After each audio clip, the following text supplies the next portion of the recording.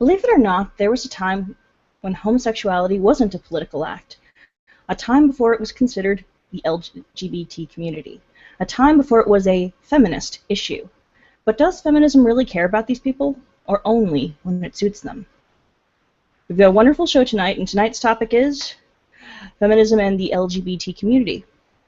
So, we've got a lot of wonderful panelists here, and I think we can start off with by introducing a couple of them.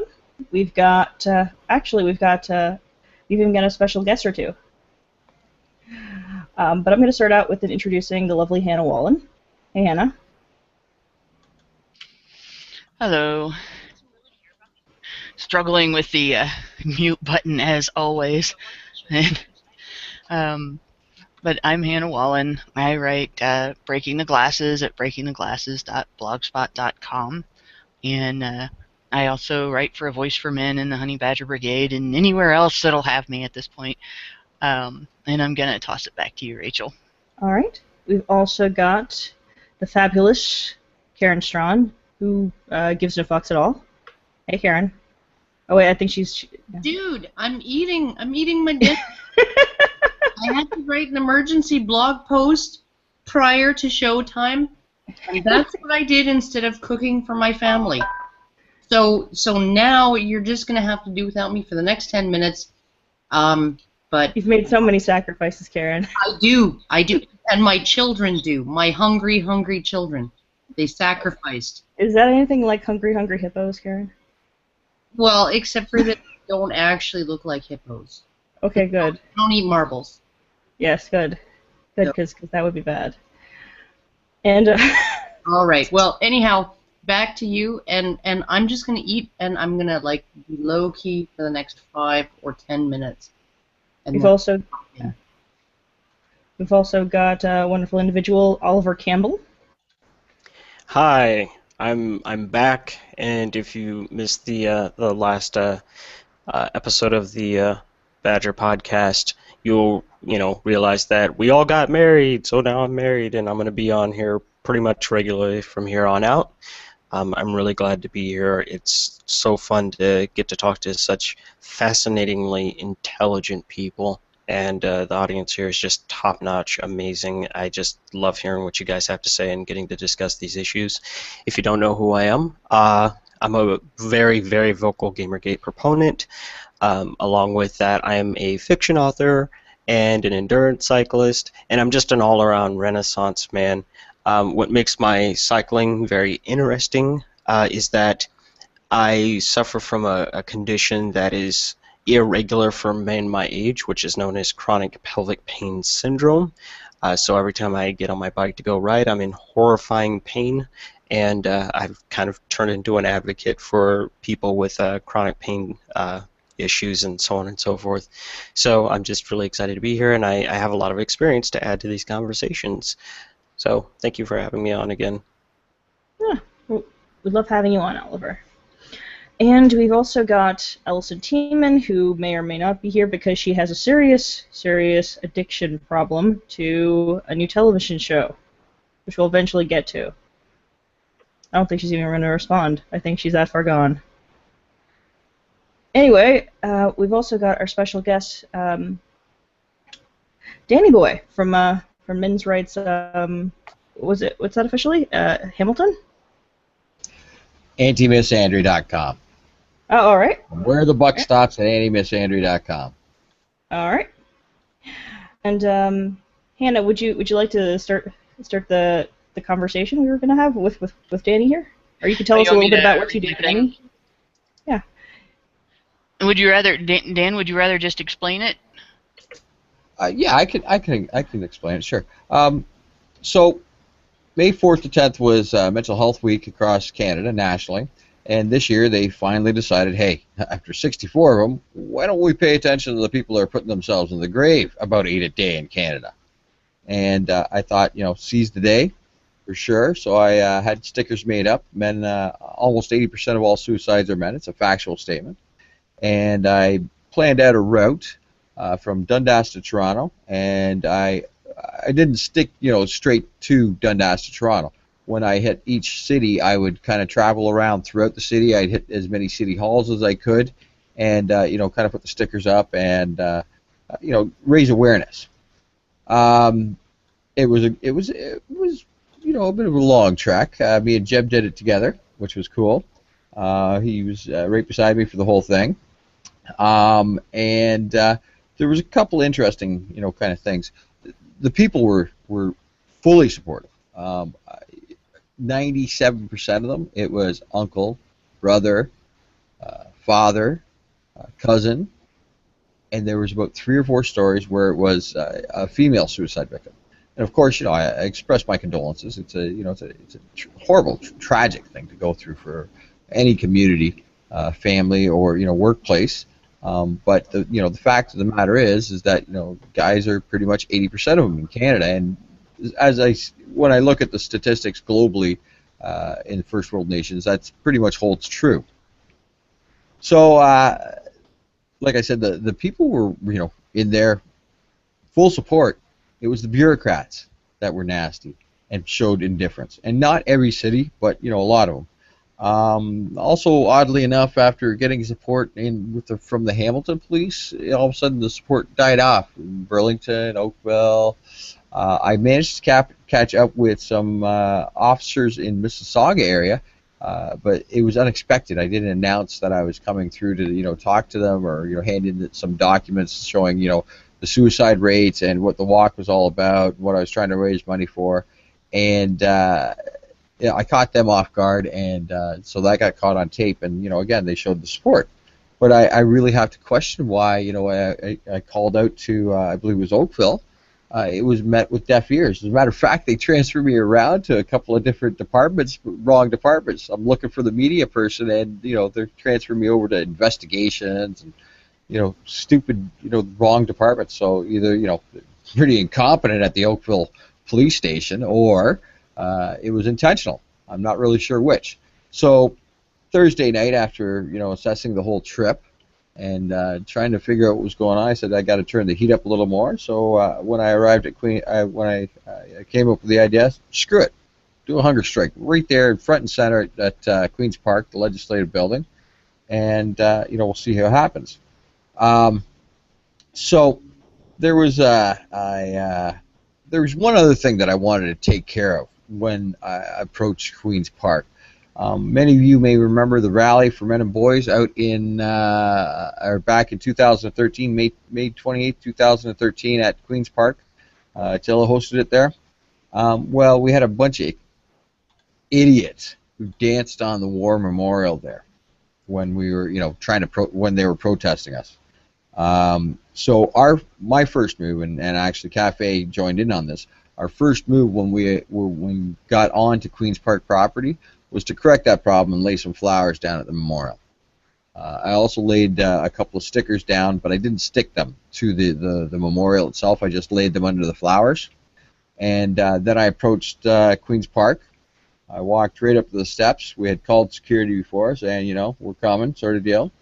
I just took a knee right at the steps there, and I waited for them to accept the documents. And basically what it was is that I was requesting special permission to speak before the Legislative Committee, and I wanted to highlight, the dire need to take care of the issues that men face. One of them being domestic violence, because I can tell you for a fact that being told you are a lesser human being and that there's more protection abuse services for your goldfish than there is for a man, is really quite the blow to your mental health and well-being. So that was one of them. And the second one I asked for was that Section 300 of the Criminal Code of Canada be upheld. And what that deals with is defamatory libel, okay?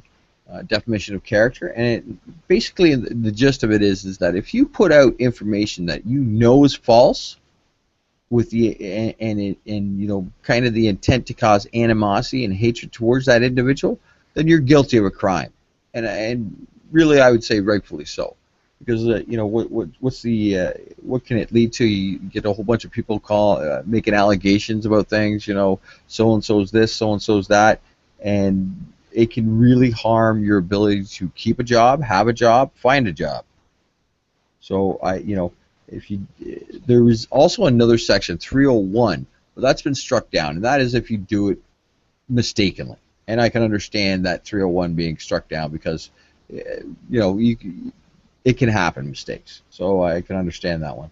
But yeah, Section 300, it was actually used in 2012, and that was an interesting case. It was a restaurant owner got a bad review from a restaurant critic, and then the restaurant owner, she went around and made false dating, fake dating profiles, photoshopped her head on porn star, pictures and stuff like that. And the restaurant owner, she was convicted, and she got some time, and I think it was 30 days. It's time that we hammer down these libelers and make an example of a few of them, and let them know that lying about us and libeling us will no longer be stood for in Canada. I've been on, so that started last Friday. Now, I arrived on Friday, the 33rd anniversary of my brother's death, and it was to the day of his death. He died the Friday night there. So it was an interesting experience. The first thing they did was that they denied my documents, and I said, fine. I said, I'm invoking my right to Section 2 of the Charter of Rights and Freedoms to protest. My chosen form of protest is hunger strike, and I will be waiting here until you take these documents. And then they said something, well, it's not in the proper form, and I just looked at them. I said, well, I suffer from post-traumatic stress disorder under the Ontario Human Rights Code. I demand accommodation. And there was a little bit of a stare down for 45 minutes, and they finally came out and acquiesced and took the documents. And since then, it's been decent. There are some very honorable and respectful guards. As a matter of fact, the special constables, all of them there, have been honorable and respectful. They're bound to be objective and not take a side. They have to uphold their policies and their laws, and I respect that.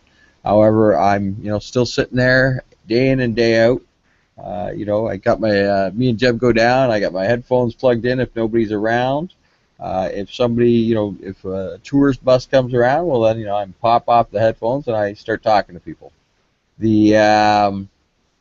My words have been translated into Russian and French, and the thumbs up for me is nice, and the head shaking at the Parliament building is kind of cool too.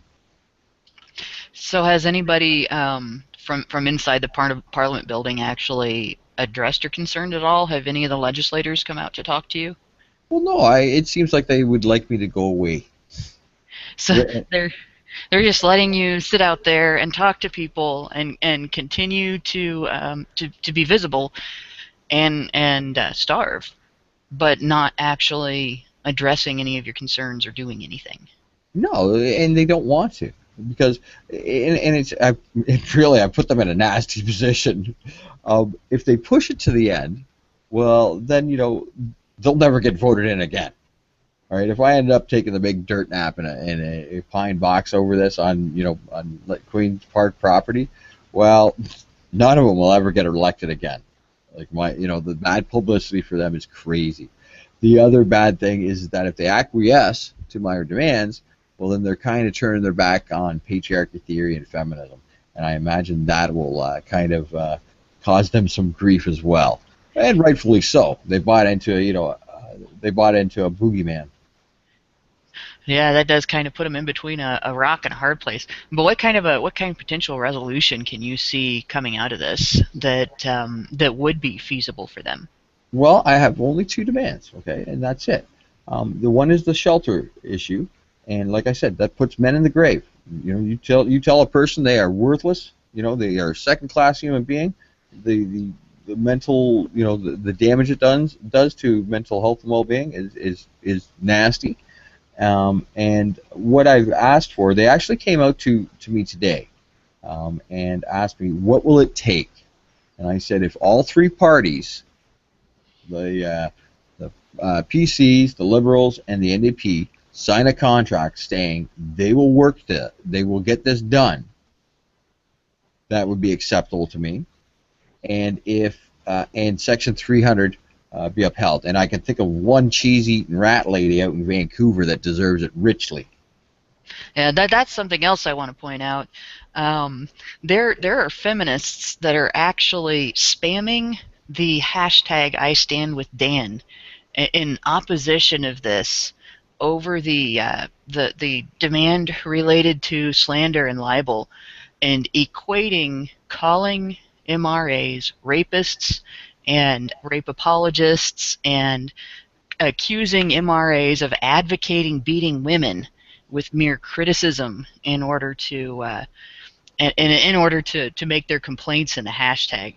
So not only is Dan dealing with indifference from politicians, he's dealing with active opposition from feminist elements. Now, there's also a couple of feminists in the thread that are supporting Dan's cause, and huge kudos to them for standing up to their fellow feminists, and they've criticized those who are. This is the thing we've been asking feminists to do: is when feminists are bigoted, that the feminists that call themselves nice feminists stand up to them and criticize their bigotry, and say that's not what we believe.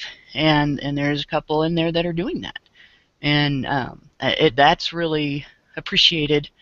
But yeah, there's one of them is the guilty party who's been hassling Dan for years, for months at least, is actually spamming the hashtag. And there's been some interesting legal developments on her part, for her, and it's working its way through the system. We'll see what happens, and of course, every conversation I make with the police on that matter is recorded. Excellent. So no matter what, you'll at least have evidence that you have talked to them about it and what you said to them and so on, and what they said back to you. Absolutely. My first kind of words out of my mouth, I'm invoking my right to equality under Section 15 of the Charter of Rights and Freedoms, equal protection under the law. And by the way, I'm invoking it. Yes.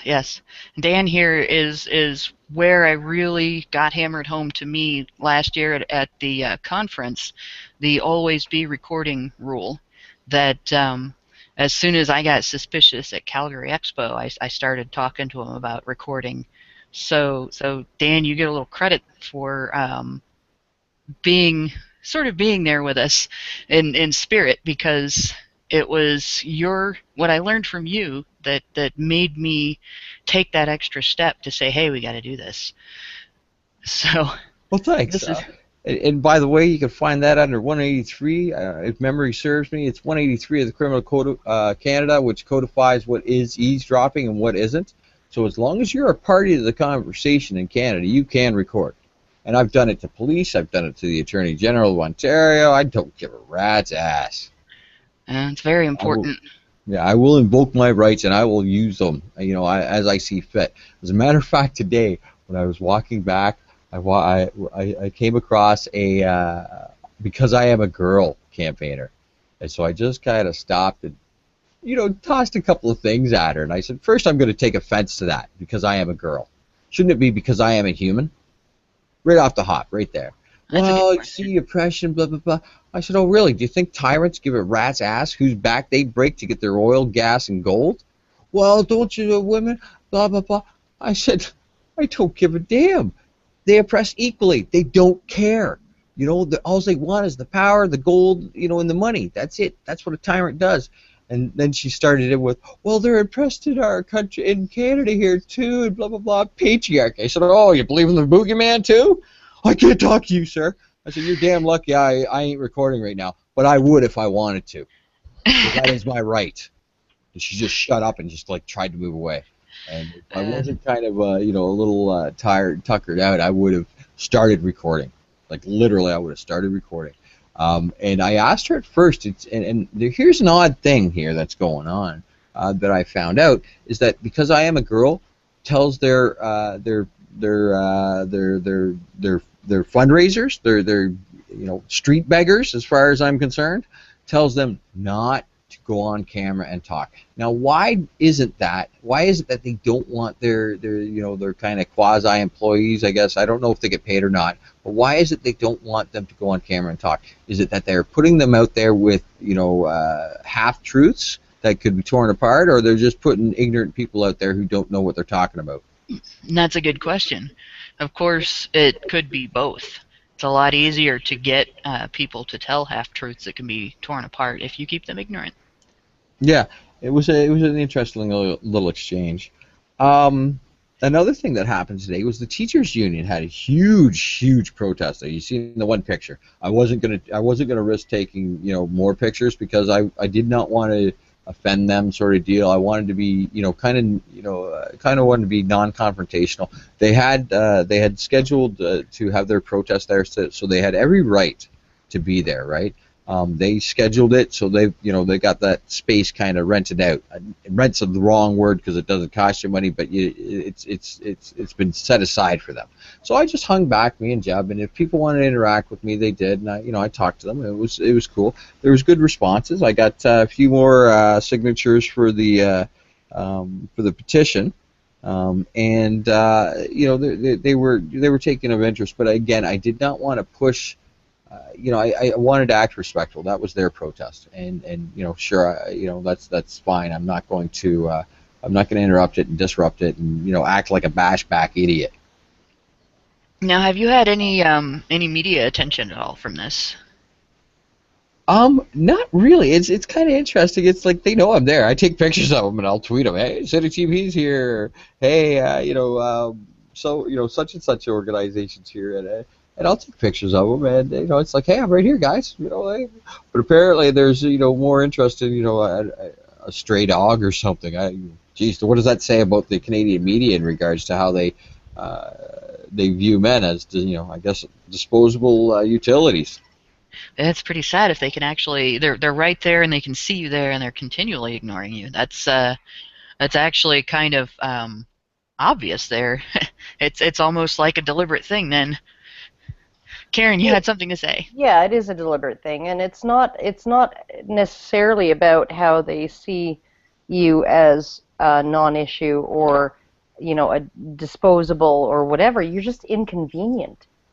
Like if you look at some of the rhetoric that came out around the time that the UVA, University of Virginia, rape hoax story in Rolling Stone started to fall apart, a lot of the rhetoric from progressive and feminist and left-leaning news sources, which are pretty much almost all the news sources in Canada now, was, why let the truth get in the way of the narrative?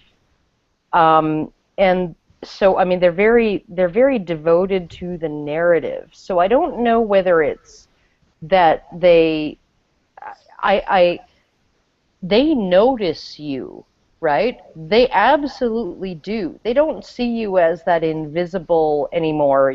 10 years ago, someone doing what you're doing would have been just sort of invisible, and people wouldn't have even noticed it, right? They are not in that position now where they can just not notice you. They know you're there, right? You're just inconvenient now. Right, you get in the way of the narrative, and because of that, and like I've been dealing with this with Mike Donaghy of Metro News. I've been dealing with this with a whole bunch of mainstream news sources. You get invited on once, and then you never get invited on again because you put a freaking thorn in the side of the narrative. You make people question the narrative, and they just don't want that, right? So it's not even like they're viewing you as a disposable male. They're not, right? They're viewing you as, I would assume, as that George R.R. Martin Song of Ice and Fire quote, when you cut out a man's tongue, you aren't showing the world, you're only showing the world that you're afraid of what he has to say, essentially. That's what they're doing by ignoring you now. It's not the general apathy that used to be the case. That's not what this is now. It's a studiously applied intentional ignoring because they can't afford to acknowledge you. Yeah, I imagine there's that, and I would probably guess that they're a little afraid of the feminist backlash. They're nasty here in Toronto. Oh, they are. They're terrified of it. Look at frickin' Steph Guthrie and Gregory Allen Elliott. Yeah. I'm kind of like, in a situation like that right now because if the Toronto Star were to actually write a story about you that was actually sympathetic toward you, would the journalist be liable for would that journalist be courting a harassment charge? I don't know. Geez, whatever reason they're acting cowardly. They're the ones that have to lay their heads down at night and try and sleep with a clear conscience. I sleep with a clear conscience every night. I'm actually sleeping really well, surprisingly enough. I don't know what. And I also got my body's beach ready. I want to slip that in there. Oh yeah, well of course it is. Of course you're beach body ready. Wow. Yeah, no, I honestly, I can't even imagine going that long without eating. Yeah, I did 14 days at the Barton Street Bellagio. And that was part of the reason why I decided to do this. I've never seen the government shit their pants so fucking hard and so fast when you fucking say hunger strike. I suppose, yeah, well, because it's definitely, they will look like assholes if you end up in the hospital. Yeah, well, never mind if you survive it. If you end up in the hospital, they're going to look like giant cunts, and they know it. Yep. So they're hoping for weakness. What you're asking for is what? That there are equivalent shelters for men, or shelter services for men. Yeah. Equivalent services for men. That are already provided at government expense for women. So you're not asking for anything, completely out of the ordinary. You're just asking for what men should have under the Canadian Charter of Rights and Freedoms, right? And all of our human rights legislation, if our human rights legislation had anything to do with human rights and wasn't just a tool of cultural Marxism. Basically equal application of the law between the sexes. Yes. I mean, it's one basic demand. It's stated as, reference to two laws, but it's one basic demand, equal treatment. And we've got feminists protesting against that. Well, you know what? It is equal treatment and the rule of law is enshrined in Canada's Constitution 3 times. Enshrined in the preamble. Okay, I know that some of you are atheists. Probably maybe all atheists are. I think I might be the only kind of quasi-agnostic, God-fearing kind of guy. But the preamble is that Canada is a nation built upon the supremacy of God and the rule of law. Now, let's take out the supremacy of God, but the rule of law. That means equality. Prince or pauper, or princess or pauperess. Doesn't matter. Section 15 deals with, equal application of the law, equal representation under the law, equal services. Section 28 says there is to be no discrimination between the sexes. So it's enshrined in the Constitution 3 times. Now you can go back to Diefenbaker. He gave us our human rights, I think it was 1963. And I'd like to reference his quote, "We must vehemently protect these human rights from enemies within and outside our borders." And really, I see a lot of enemies within our borders against the human rights. Yeah, there seems to be it's almost like there's an anti-human rights movement. If you look at some of the things that have been advocated for within Canada's borders and in the U.S., because it's pretty much the same group of people. Oh, Britain, Aussie, Australia, pretty much any developed nation. And they're working their way. Apparently I'm catching little bits here and there when I get home and get to see some news on the net there. But I've seen some blurb about they're getting into China and other things. Probably fit right in with China. Yeah, it would. It just depends on what their method is of trying to control the people. In this case, you're looking at basically we've got both a legal and social attitude that treats men as completely disposable. And in light of that, we have this situation where if men are abused in their families or boys are abused in their families, they're not treated with the same level of consideration and concern that it is offered to women and girls. And of course, advocates who are fighting to end that situation, to achieve equal treatment of abuse victims and rape victims, and even just of parents in civil court, are being, instead of criticized and argued with and had discussions with and so on, we're getting called criminals. We're getting accused of attitudes that we do not have, and basically feminists are trying to associate things with our names which will affect not just our reputations online, but can actually have real world impact, like keeping people from being employable. If somebody attaches the word rapist to your name, or if somebody attaches the concept, supports domestic violence against women to your name, it becomes a ball and chain when you're trying to apply for jobs, or when you're trying to ask people to respect you, where in any situation where you might have a background check that includes an internet search.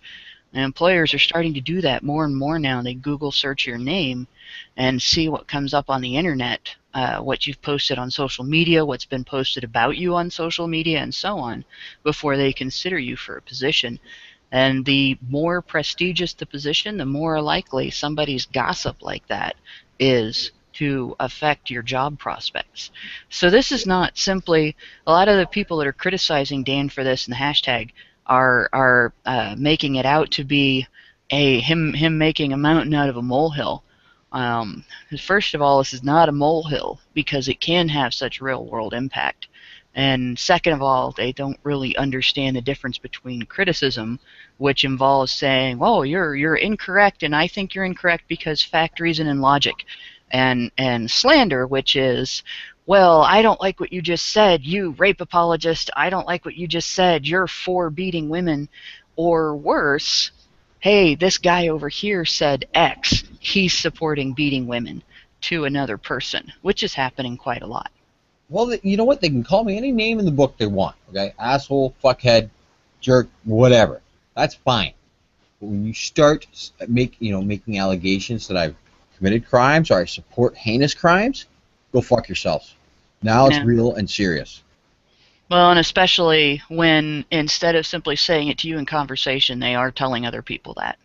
Well, they're spreading it around as far and wide as they can. What the idiots don't realize is because of the shit that I went through 6 years ago, I ended up being diagnosed with post-traumatic stress disorder. And I'll tell you, I'll be brutally blunt.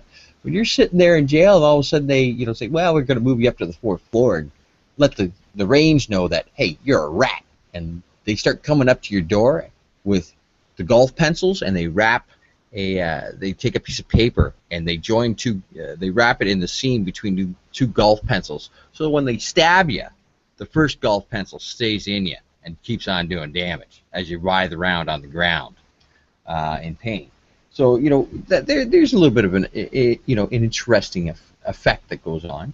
There's also having a cop put his hand on his gun and say, "I will fucking kill you myself," right, and get right in your face and say it.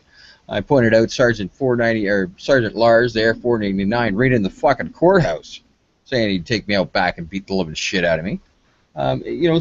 Just repeated trauma. And don't get me wrong, I was primed for it. I had a pretty interesting childhood.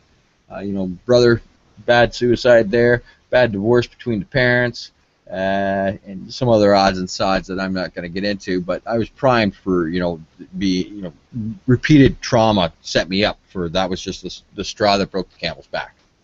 So yeah, I wasn't exactly, it really messed with my head. And then, add on top of that, hey, you're a second-class citizen. Your goldfish gets more protection and sympathy and help than you do. Yeah. That just makes it all that much worse that there are people coming into that hashtag specifically to harass. Well, they're no better than Big Red. Yeah.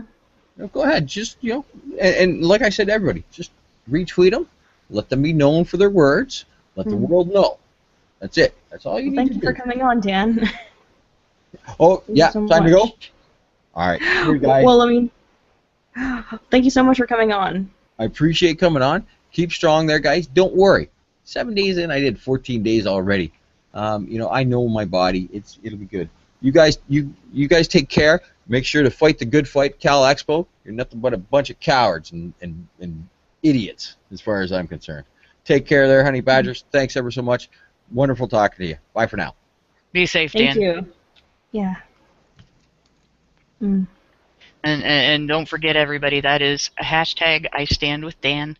And if you know media in Canada, contact them, tweet them, email them. Get people on this.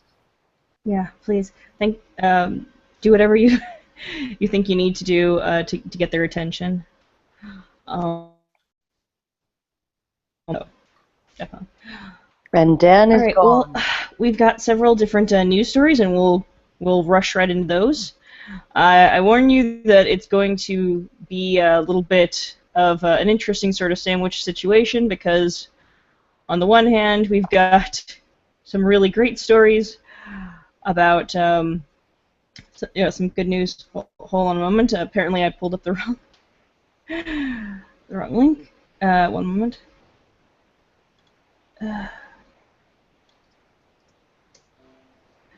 If Dropbox wants to cooperate.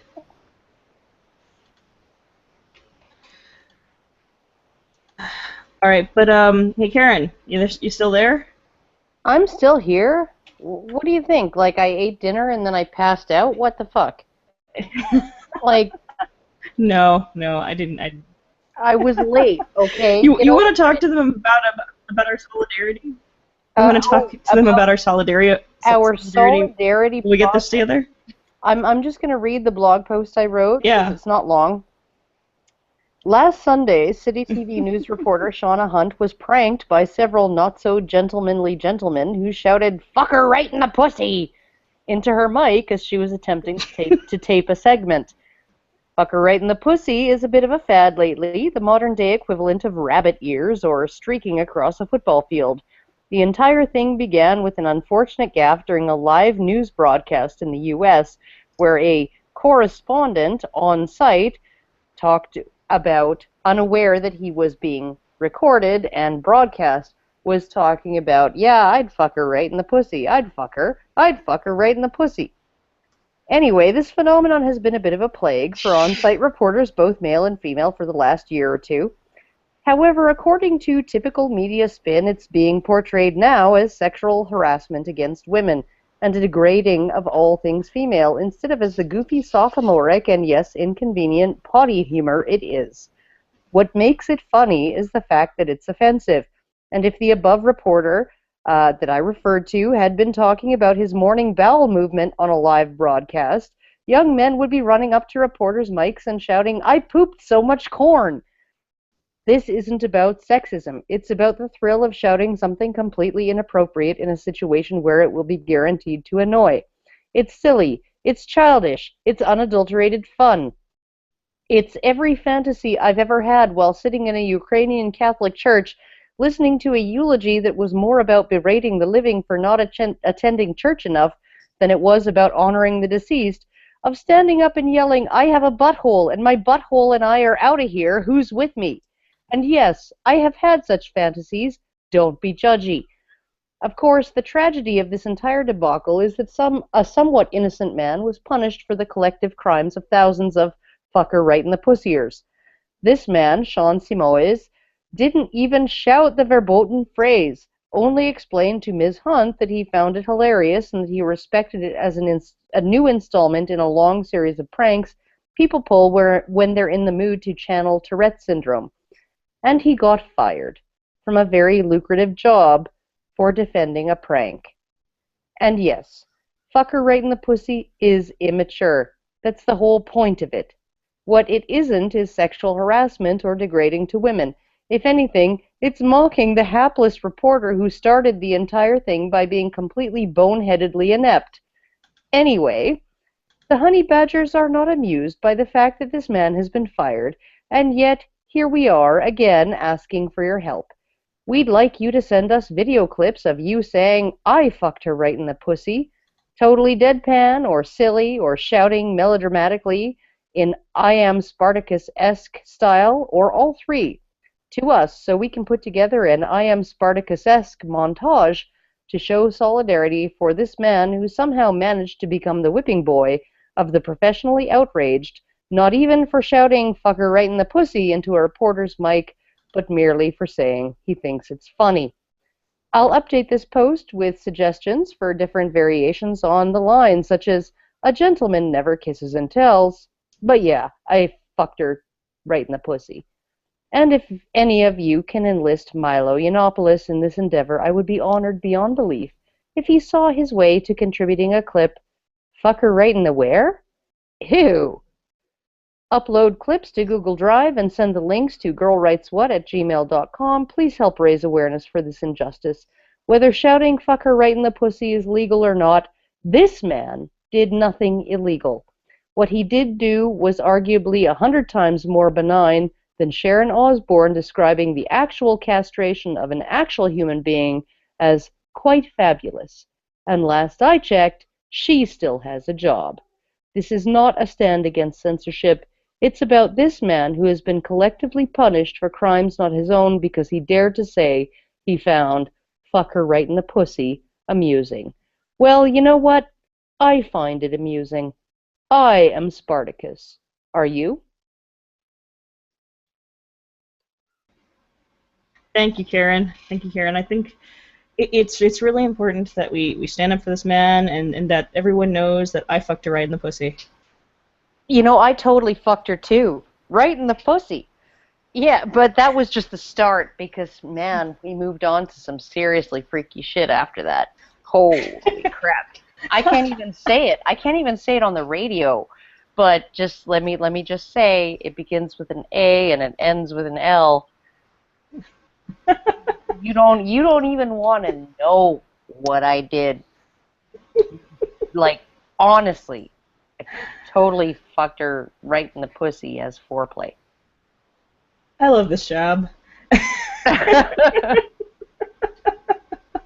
just wanted to say that. That's what she said? No, that's what I'm saying. That's what I said. Anyhow, yeah, I really hope that that we can get lots of people who are willing to contribute to this video montage because honestly, you know, it really is a clear-cut case of somebody being punished who shouldn't be. I mean, like the guy didn't even yell "fuck her right in the pussy" into the woman's mic. She just talked to him and he said, "Well, I think it's hilarious and you know, and here's why." Yeah. Well, that's not even a defense so much as having a sense of humor out loud. How dare a man have a sense of humor out loud?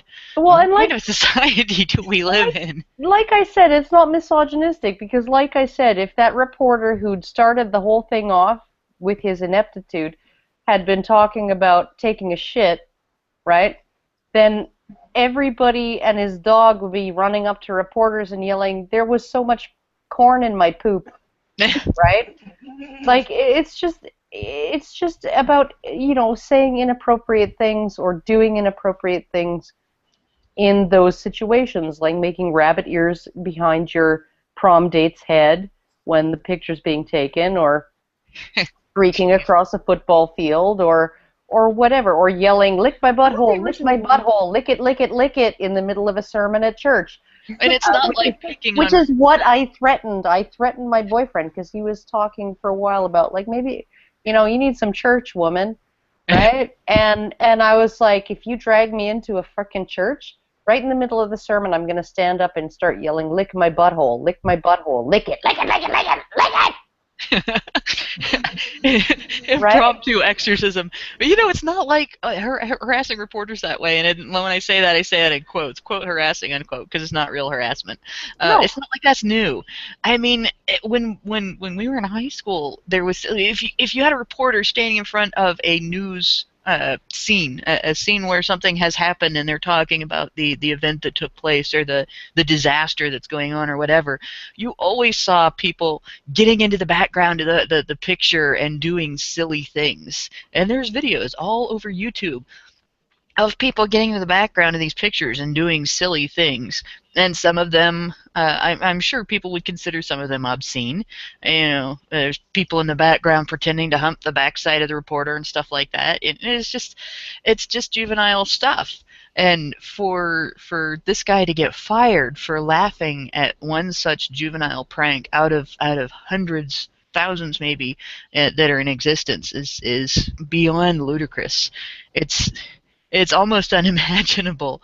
If somebody said, "Oh, well, that was an Onion story. It didn't really happen," I'd be like, "Oh, well, that explains it." Well, like I said, it's about childishness, and like this is the thing. Like like one of the reporters in the National Post in Canada here, she was reviewing. She was reviewing the negative responses to Mad Max Fury Road, and its sort of feminist themes, and she brought up this incident as if it's like this huge burden that women have as reporters, right? And it's sexual harassment against violence against women, and it's threatening to women and the whole bit, and it's like, give me a fucking break, right? Give me a fucking break, because guy reporters freaking deal with this kind of shit all the time. And like I said, and honestly, like doesn't anybody remember the thrill that you had as a kid when you wrestled your best friend to the ground and farted in his face? Like, does nobody remember that? Man, Karen be getting up to some freaky shit, y'all. Well, hashtag rim jobs matter. Nobody else did that? When I was a kid, I had people, I had friends who wrestled me, like we would wrestle because I was like kind of a guy, right? And we would wrestle, and then like the winner would like fart in the other's face, right? Like you just fart in their face, and it's like, oh my God, it's so traumatic. Yeah, not really. It's silly and goofy and retarded, and it's just this. It's like a childlike, and this woman in this National Post article was saying it was all about insecurity and all of this. I don't think so. I think that this particular phenomenon is about exuberance, the exuberance and complete freewheeling of childhood, where the worst that could happen to you was like a spanking, right? When you did something totally inappropriate, when you told your Aunt Selma she smells like old people, right? When she pinched your cheeks or whatever, right? Like you said something totally inappropriate, or you did something totally inappropriate, and you did it because you knew it was inappropriate, and the worst that would happen would be like you'd be swatted on the seat of the pants and sent out of the adult company, right? Go to your room, right? And then you'd sit there and you'd be like, hey, because I made everybody uncomfortable, and that was awesome, right? Like that's what I think that this entire phenomenon of the people making goofy faces and doing goofy things in the background of camera shots, news stories, all of that, I think that that's what it's about. It's about embracing that part of yourself that remembers a time when consequences were immediate and short-lived, not permanent. You know, Karen's got a really, really interesting point there, and to Karen's in Karen's defense, the stuff she's talking about actually isn't that uncommon. Kids do some fucking weird shit, you guys. Like, let's just put it right there on the table. Like, we've all known for years that kids get up to some of the weirdest crap. And when you know, if you're unfortunate enough to walk around the corner and see some children up to some crazy shit, you know, the average adult is like, what the hell are you doing? Like, what are you, crazy? But kids Well, but it's because they don't remember. They don't remember back to when they were kids and they did the doing exact weird same shit. Right, doing weird shit. Like, you know, just you talking about that story made me think of Dogma, which is like one of my favorite movies of all time. And like, I think they're outside the movies, and you know, Rufus is talking about, you know, knowing everything about what everyone on Earth has done. He's like, you know, everything you've done, no matter how small and seemingly inconsequential, is recorded in the Book of Heaven. And Bethany's like, oh yeah, well, you know, tell me something that no one else on Earth knows. And he turns to her and he's like, when you were 8 years old, you let the kid next door piss in your hair. And everybody just stops. And she's like, I never told anyone about that. And he's like, and neither did he. And then the kid ended up dying. Like, and it's one of those funny anecdotes. Like, children do weird fucking shit. But Karen's point is what she's making with that is the real relevant thing there. And what she's talking about is that, yeah, those consequences for those actions were very, very immediate, and then they were done. You know, like, I remember just all kinds of stuff that I did as a kid, and, you know, the consequence for that action was that action in and of itself. It was kind of a self-contained thing. Like, I talk about, you know, how many scars I have on my body and how many serious injuries that I've taken, but, you know, it's like, the situation in and of itself was simultaneously its own action, reaction, series of consequences all wrapped up. You know, I sliced my hand open when I was 14 years old, and I ended up severing a tendon. And so, like, I had to end up having, like, major surgery on my hand, and, you know, they had to reconstruct it and all that other stuff. And to this day, you know, I still can't make a complete fist. With my right hand, at least not as strong as the left side, and that was it. The consequences contained within that single thing. And to kind of wrap this around to the major point of what we're discussing right now is just looking at, you know, someone is saying, here's a thing, this thing is funny. You know, I think it's funny. It doesn't mean that they're going to run off and do it. Doesn't mean they even necessarily agree with it. But for whatever reason, it triggered that involuntary human, you know, laughter mechanism where you're just like, you just start cracking up.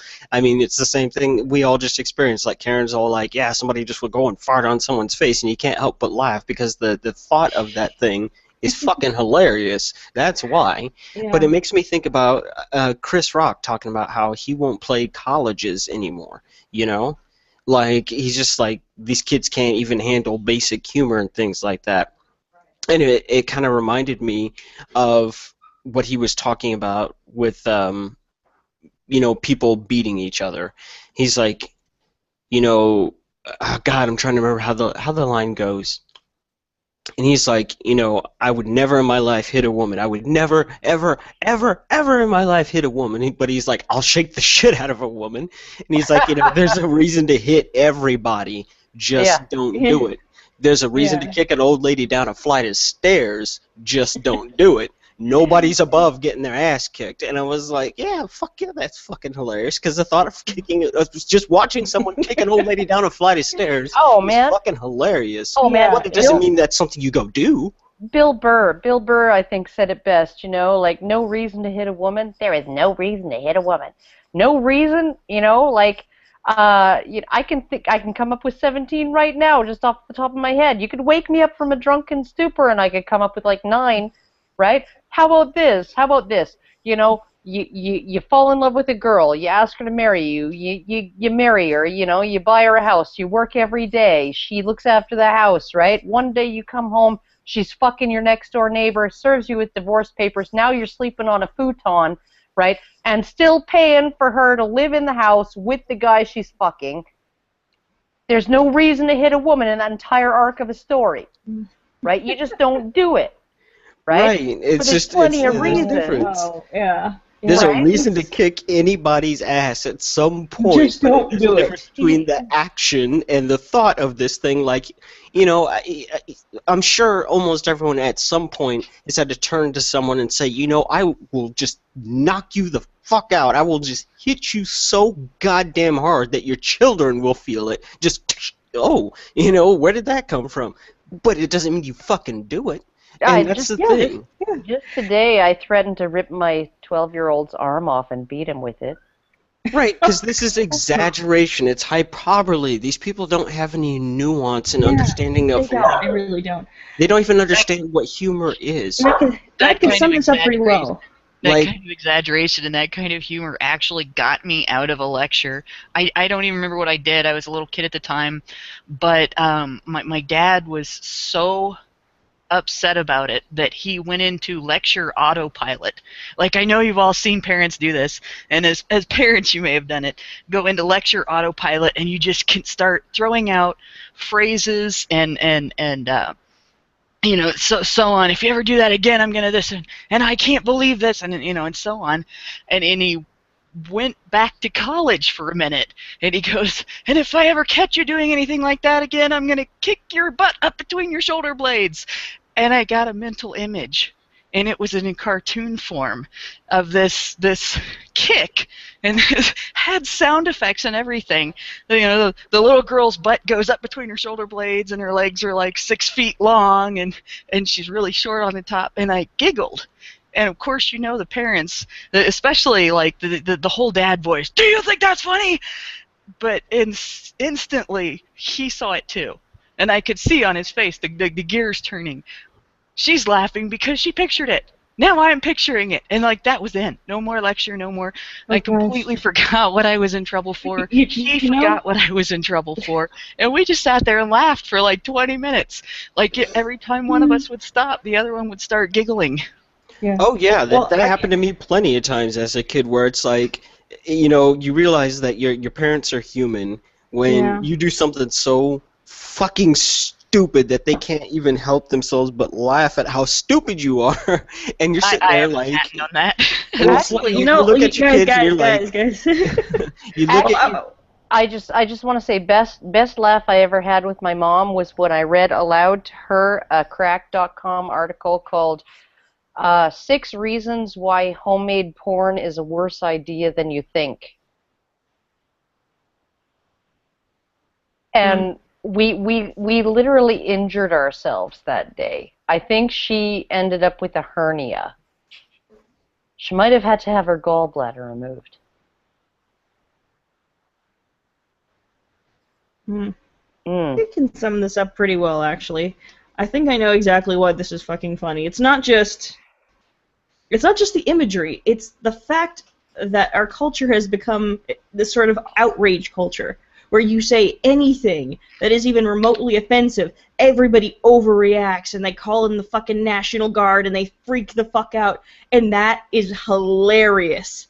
Because they're overreacting to everything. It's the fact that they're so easy to piss off in the situation, and they're increasingly easier. Well, and it's not just that they get pissed off, because you know that's upset. They're like, they're just, that's offensive. Is, you know, like of course it's offensive. That's the whole fucking point, okay, of doing it, right? But this victimizes women, right? That's what's fucking hilarious about it. Yeah. Right? Because there are women who are doing it. There are women who are doing it. They're being like, and I fucked her in the pussy. 7-year-old fucking girls who are running up to freaking reporters and yelling, fuck her right in the pussy in the mic. Right? Okay, so this is not just a thing that dudes do to female reporters. It's the thing that all people are doing.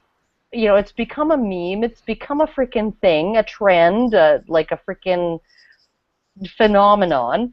And all people of all ages and all ethnicities and all sexes are doing it to reporters of same, all ages, races, ethnicities, sexes, right? And it's just honestly, it really is just about you can't tell me, you cannot tell me, nobody can tell me that they have not fantasized about standing up and saying something completely fucking inappropriate and vulgar in the middle of the frickin' church sermon, right? Ever in their lives. Every single fucking human being has had that fantasy, right? I'm going to say something that's going to stop this fucking sermon in its tracks, make everybody stare, make their jaws hit the floor, right? And then I'm going to just be like, that's all it is. That's all it is. It's the, like, it has nothing to do with harassing women. It has nothing to do with sexism. It's just that absolute frickin' thrill of doing something completely inappropriate, right? Particularly in a place that's public. It doesn't have anything to do with sexism or insecurity or machismo or any of that toxic masculinity or anything like that. It's just an embracing of absolute freedom and the casting off of inhibitions, the shackles of polite society, and just saying, just essentially flipping all of that the bird for one moment, one glorious moment that might be caught on camera. Right? That's all it is. There was a direction I was headed there with, bringing up the Chris Rock thing. And, we're all talking about real horrible stuff. But the point of humor and comedy, and we've all seen it in some different way, shape, or form, is that it puts a spotlight on the most horrific shit that human beings do, and we try to add a little bit of levity to the horrors of life. And so we joke about these horrible things. It's so that we can cope with them. And these people have no grasp of that concept. That's the whole reason we make jokes about horrible things. Is so we can go, this is really messed up, and it helps us deal with that. And we're stuck dealing with this weird generation of people who have entirely no concept of humor whatsoever. Well, when you make a rape joke or a Holocaust joke or a murder joke or a dead baby joke or whatever kind of joke, a pedophile joke, here's one. What's the best thing about fucking 23-year-olds? There's 20 of them, right? When we make those jokes, it's essentially like tripping the bully, the school bully, and watching him go down with his face in his freaking lunch in the cafeteria in front of everybody, right? And now that thing that person that everybody was terrified of, right? Now that is something to laugh at, right? You're laughing at that thing that scares you, right? And for that moment, it's not big enough to terrify you anymore. It's not strong enough to terrify you anymore. You have the power now to laugh at it. That's what that kind of humor does, right? And even given that, I honestly don't think "fuck her right in the pussy" is that kind of joke. I don't think that that's what it is. I think it's a paean to ineptitude. It's that guy who was like putting his earpiece in and talking to the cameraman off the cuff, right, without realizing he was being recorded and broadcast, right? That's essentially what that was. It's just a human failing, a human foible, a human embarrassment, right? It's just like this person who's competent enough to be on TV and still fucked up so bad, right? And now we're just gonna like take that and like run with it. That's awesome. That's just like "fuck her right in the pussy," right?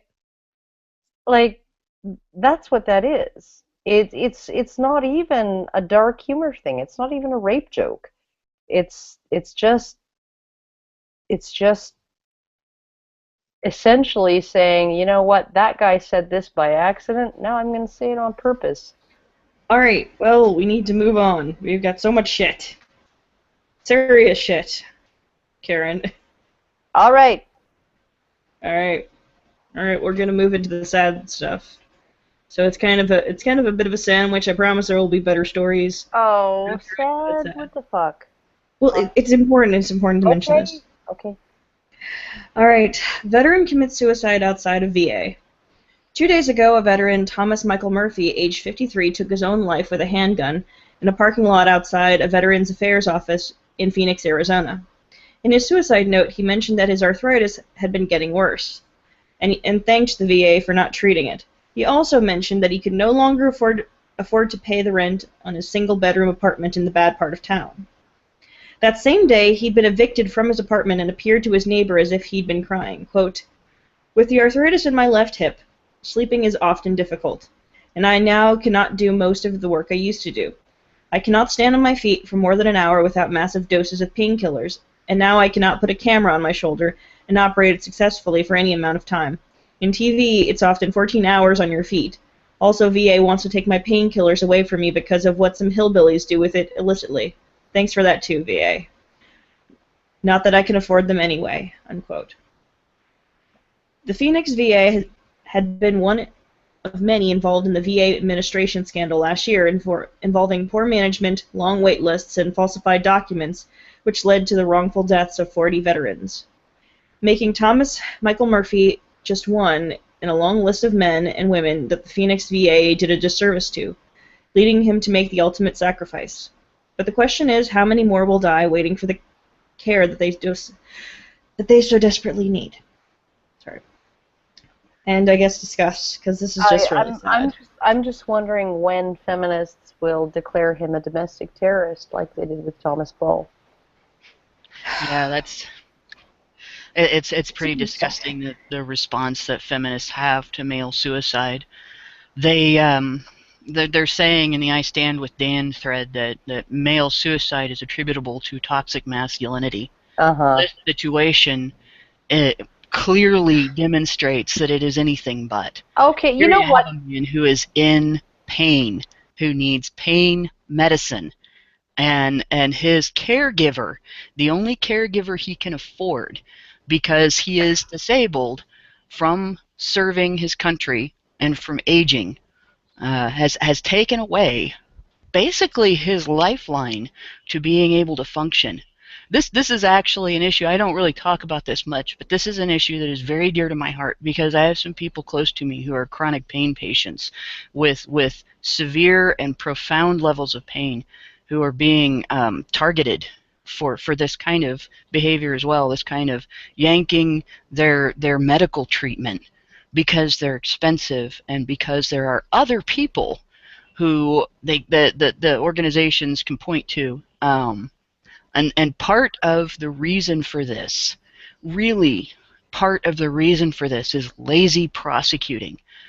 People who take pain medicine for real existing chronic pain for conditions like arthritis and degenerative disc disease and cancer, which is even terminal cancer patients are being targeted for this, are being treated like drug addicts, because it's easier for prosecutors to go after pharmacists and doctors who legitimately provide care for people's legitimate medical issues than it is for them to go after street dealers who sell bath salts and heroin.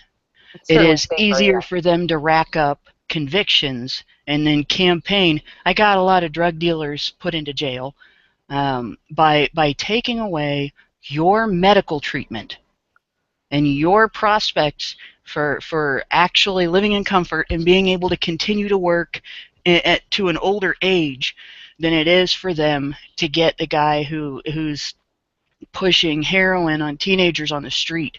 So that's what they do. This is what happens because of it. One thing that I don't understand about the U.S., you can't get fucking codeine over the counter there. No, we can't get. Well, I wouldn't be able to anyway. I'm allergic to it. But yeah, you we can't. can't. Like We I can't can, get, it's actually now. I think it's a class 3 narcotic. It was.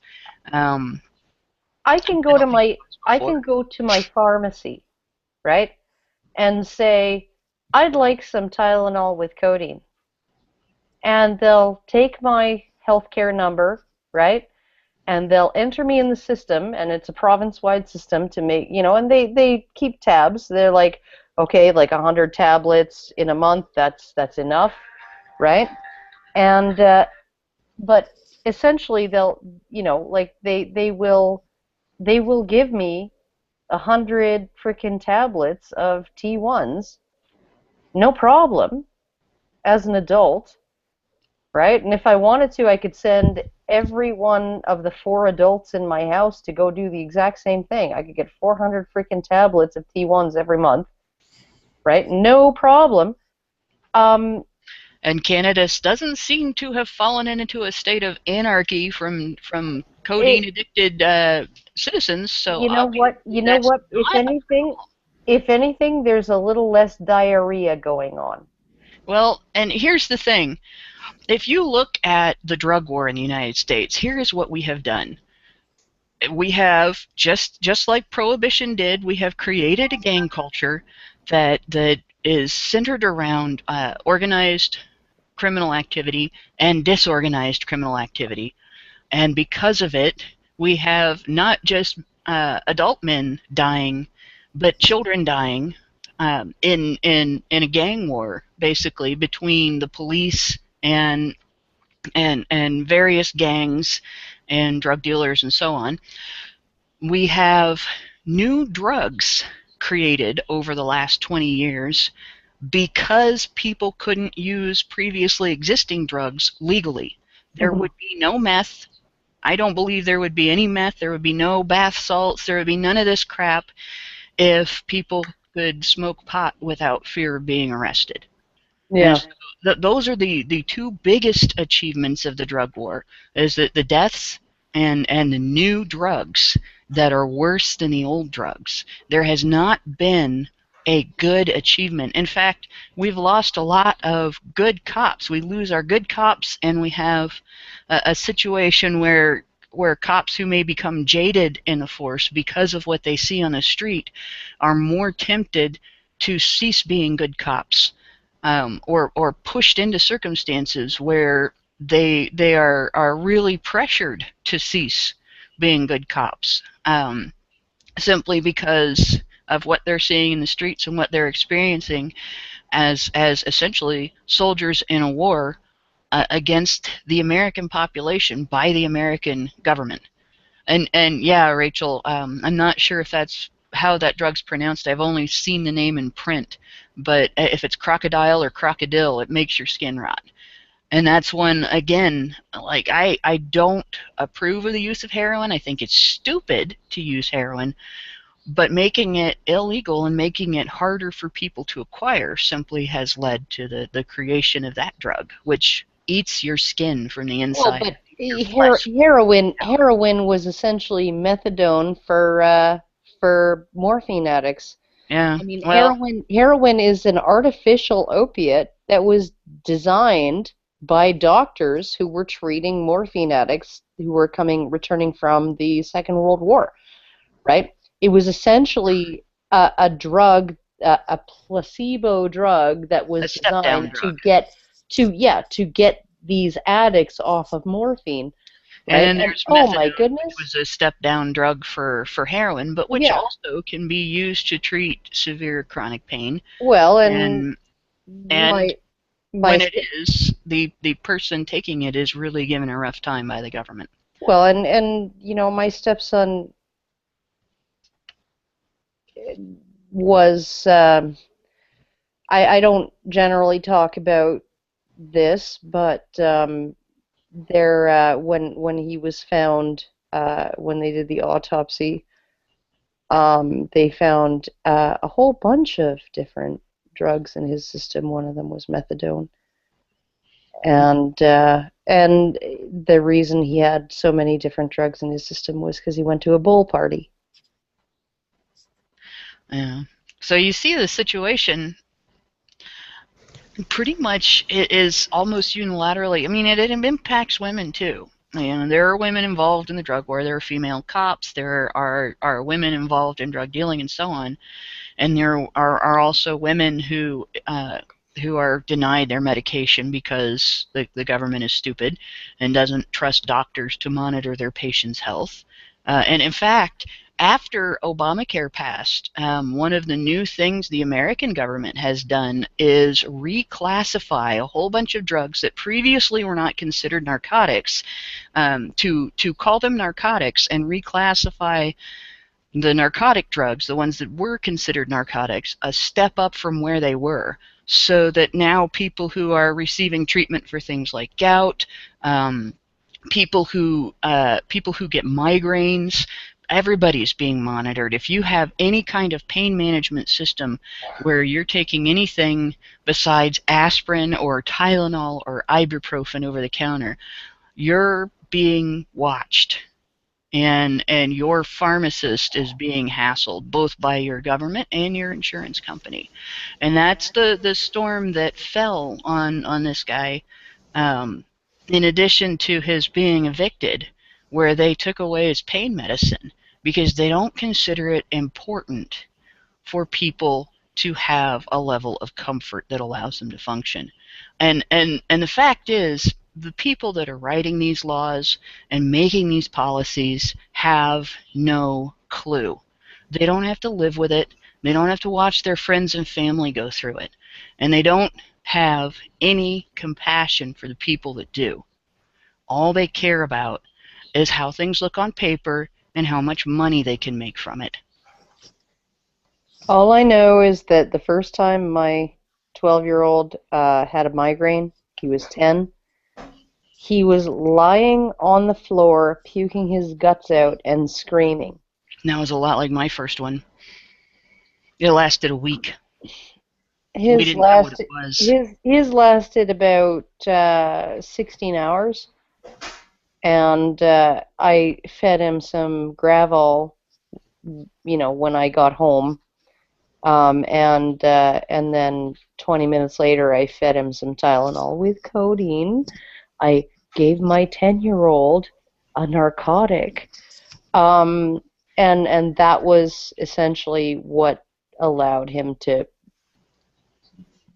be relieved enough to pass out. Yeah. Right. Here's my question: Is you're talking about codeine and things like tramadol? Is that still considered over-the-counter medication in Canada?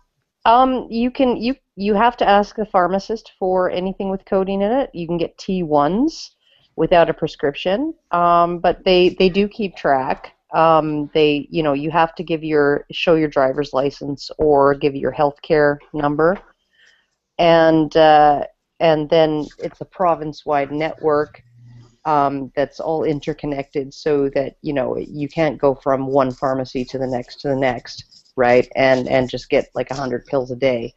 They keep track, and it's all of the pharmacists will tell you, right? Because often when you ask for them, they'll have a pharmacist come over and give you like a sort of a briefing on the potential dangers of it. And they never, ever, ever, here's the thing, they never warn you about the codeine. They only warn you about the Tylenol. They say, essentially, what they say is, don't take Tylenol with codeine, these T1s, with Tylenol, right? If you've taken Tylenol, don't take T1s on top of it. Don't take more than 4 because if you do, at a time, because if you do, the Tylenol in it will damage your liver, right? The codeine won't do anything other than maybe constipate you, right? But the Tylenol will damage your liver, right? So it's essentially like the one issue that I have with the way Canadians do this is it's extremely hard to convince a doctor in Canada to prescribe you just codeine on its own, right? Really, really difficult to talk your doctor into that. Even if you like if you're like me, I never show signs of being high. I don't get any kind of sense of euphoria or anything from codeine. I just get pain relief.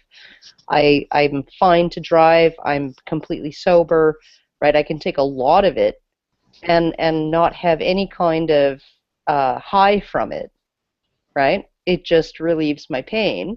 And usually with my pain, I get other symptoms that are also relieved, like irritable bowel and stuff like that, that are also mitigated by, you know, if you're going to the toilet every 10 minutes and you take some codeine and it plugs you up, well, that's great. That's wonderful, right? So, I mean, but Okay. essentially, it's still considered a dangerous drug, right? Mm. But the danger of it for most patients is the fact that it's almost impossible to get a form of that drug Karen? that isn't bound with acetaminophen. All right. Karen, we're going to go with Oliver, and then we're moving on. Okay. 'Cause we still have a lot, and we still have to get to our main topic, because so much. Yes.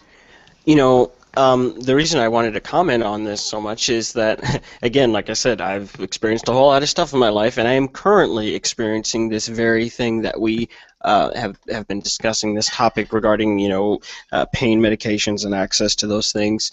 Right at the start, pretty much every time I've come on, I tell people that I'm a chronic pain sufferer, and even though I appear to be rather fit, I can assure you that I'm not. You know, it's great getting the explanation for what's going on in Canada regarding these same medications and things like that, and I can tell you firsthand what it's like dealing with that situation here in the States, and again give you an even more disturbing point of view on that. Since I don't even know what to call it anymore, since the incident which put me in this situation where I have this ongoing chronic pain problem brought about by the very medical system in question. I've been on tramadol for going on 4 years now, and when I say, I'm taking tramadol, I'm taking the lowest dose possible to prescribe in the first place, simply because I'm just a very, very slim guy. My metabolism's through the roof, and so that stuff, when it hits, it hits pretty hard. Like I don't even know how to explain it. It's just you don't need to dose me anything higher than that. I have to take that just to function, as in to be able to get out of bed and walk around my house or go anywhere and do anything. I need that because the pain is cripplingly bad. Like, I should actually be on disability because it's that bad. There are days where I lose the feeling in my left leg and I'm just dragging myself along simply because it's that bad. And it's even scarier because I don't have it nearly as bad as some men who have the condition that I have. The pain could be even higher, and for me there are times where I'm just walking along and then suddenly, boom, I just fall to my knees in horrifying agony. And that's the kind of stuff that's really, really fucking scary to have happen to you in public, because you know what it is, you know the cause, you're just waiting for it to stop doing what it's doing, and people can't help you with it. They can't solve it. It's just, oh God, this thing is happening to me. I have to get through it. And it's a terrifying experience to go through and deal with. One of the things I talk about that makes chronic pain bad is not necessarily the pain itself. One of the hallmarks of my chronic pain is barometric pressure change. So when it rains, when it snows here, I live in Iowa, that's horrifying. Then the summer comes around just as we're approaching here, and my pain almost goes completely away. And it's a great time, and I'm so excited, and people are like, oh, it's summer, aren't you so glad? And I have to say, no, I'm not. And they say, well, why? Wouldn't you be happy? I say, no, because I know that summer is going to come to an end. It's dealing with chronic pain is like dealing with a boogeyman, or hell, I'd even say an abusive spouse or an abusive parent. and that dread that comes from, yeah, you have reprieve right now, but there's going to be a time when you don't. And so you're sitting there waiting in anticipation for this next part of your pain that's going to come. It's just a question of when it's going to show up, not if it's going to show up, but when.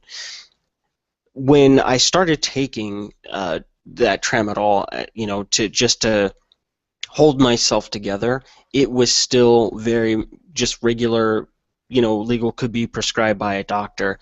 And only within this past year, having seen that suddenly changed. Let me tell you, when you're black in America and there's a war on drugs and all that stuff is going on, and then suddenly this is now considered a narcotic, let me tell you, that makes shit really fucking scary for me. Because, I walk into the doctor's office and to, just get a refill on my regular prescription. And I could get a UA dropped on me at any time for any reason, should they decide if that's what they want to do. And there's nothing that I can do about that. The levels of red tape that I have to go through to get my medication are insane. Like, I have to be screened by the doctor. I'm open to random, drug UAs, tox screenings, just like you were going to get a job or anything like that. Even then, I can be stopped. I can be interviewed. If they find anything in my system at any time that is not on my prescribed medications list, it's my ass.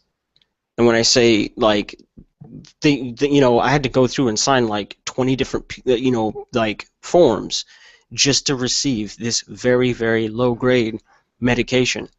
And when, they're sitting down and saying, look, if these medications don't show up in your systems, if we can't match these things in your blood to these things that we have prescribed for you, you're done. Like, they will snatch me the fuck up. And that's really, really goddamn scary. Now, if a situation arises where it kind of compounds itself. Now, let's say if I walk into, if I have to get taken to the ER, like, let's say, oh, I'm out on my bike and I have a horrifying fucking accident, break my leg or something, and the doctors want to prescribe me a different medication, like, let's say, Percocet. I am not allowed to have Percocet unless my GP says that I can have it. So before they can even do anything for me in the ER, they have to stop, they have to track her down and go, oh, he's on tramadol? Okay, well, now we have to go through this entire process to give me a separate, medication for pain. Like, they have this stuff on lockdown, and it's fucking terrifying. Because I'm scared to just go around people because, I don't even want to walk around people who smoke marijuana. Like, just even that, being in contact, to have that to show up in my system could get me thrown the fucking jail. Think about how scary that is. And then I'm black on top of it, which means people are just naturally suspicious because, oh, those people. I don't do that shit in the first place. I don't do any of that stuff. But the fact of the matter is that I'm treated basically as a pre-criminal. Simply because, ow, I'm in horrifying pain. You are the people that put me on this medication to treat this specific thing. And basically, I have to go through a rodeo every single month behind this thing. And it's tragic. And I think about the people who have it so much worse than me, who are on multiple kinds of pain medications and things like that. And I'm just sitting there thinking, like, holy shit, there's a reason we have that saying that, sometimes there are worse things than death. And for many people who are in chronic pain, they know it. They know it, and they're currently living it. And then you're going to make it harder, There's something I need to point out because there are going to be people outside the United States that are going to think that Oliver is making a mountain out of a molehill, and he's not. I know 2 people who were followed and arrested actually, on their way home from their pharmacy to their home with their prescribed medications. and had to fight drug charges for transporting their drugs, their medications, their prescribed health care from their pharmacist to their home because of today's environment, the legal environment and the court environment related to the drug laws. And the other thing I wanted to say to this really quick is the reason that I keep saying this impacts men more. Men are expected by society, and this isn't an acquiescence to toxic masculinity, because feminists push this too. Men are expected to be more stoic. Men get criticized for talking about their pain. Men get criticized for admitting they're in pain and for seeking relief from it. And so many, many times they do not, they instead of talking about it, they de-emphasize it, and they do not receive the treatment they need. And when they finally do receive the treatment they need, they receive usually less than they genuinely need. And usually men will only seek the amount of treatment it takes to make them able to continue to do their jobs and live their lives. And very often when they do, they are treated like they are drug seeking to get high. And this type of situation that this veteran suffered is a result of those attitudes towards men, that men are supposed to be stoic and men are supposed to be they're supposed to put themselves last, and they're supposed to live for everybody else. Well, not just that, it was also part of that huge VA scandal that did take place. Yeah, it is. Last year, and that was a huge deal, and there were those secret waiting lists where they just put people on those lists, and then they just never got to them. And but once again, we a lot of that is happening specifically because of disposability. Unfortunately, we do have to move on because we only have so much time, unless we plan on going over. But I might just skip a story so that we can then get to the topic. So I'm just going to skip to the good news. This is actually really phenomenal stuff. This is actually really great. McCallie School to create National Center for the Development of Boys. A 110-year-old all-boys college prep school in Chattanooga, Tennessee, is creating the National Center for the Development of Boys at its campus. The nonprofit center will use McCallie as a laboratory to study how to best help boys who are now falling behind girls in high school graduation and in obtaining degrees. The center plans to share the research, programs, resources, conferences, and ideas obtained from this project with the public, and will, quote, aim to do so for free or very little cost to the public. The staff at McCallie are not sure what the results of their findings will be, but think that they already have a few ideas about about what might be wrong. They believe that most classrooms aren't designed for boys. They say that boys are high energy and that this doesn't exactly match up with modern teaching styles. That choosing lesson plans and material boys would enjoy keeps them more engaged with assignments. The center is scheduled to open next year and is the only center of its kind dedicated to the educational development of boys. So this is really great stuff. They're going to be studying ways on how to help boys specifically in school by using this model of a school that has been an all-boys school for 110 years. So they've got a lot of experience with how to cater lesson plans and how to cater things specifically to teaching boys. Well, one of the things that I think that really benefits boys is fewer boundaries, right? Fewer limitations and restrictions, but the very few that you insist on are rigorously enforced, right? That seems to be what boys respond to. And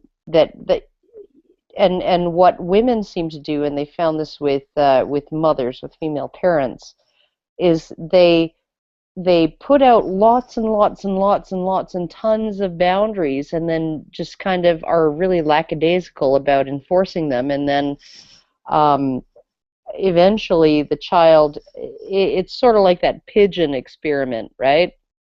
Where the pigeon, you train it to peck the little button and food comes out, right?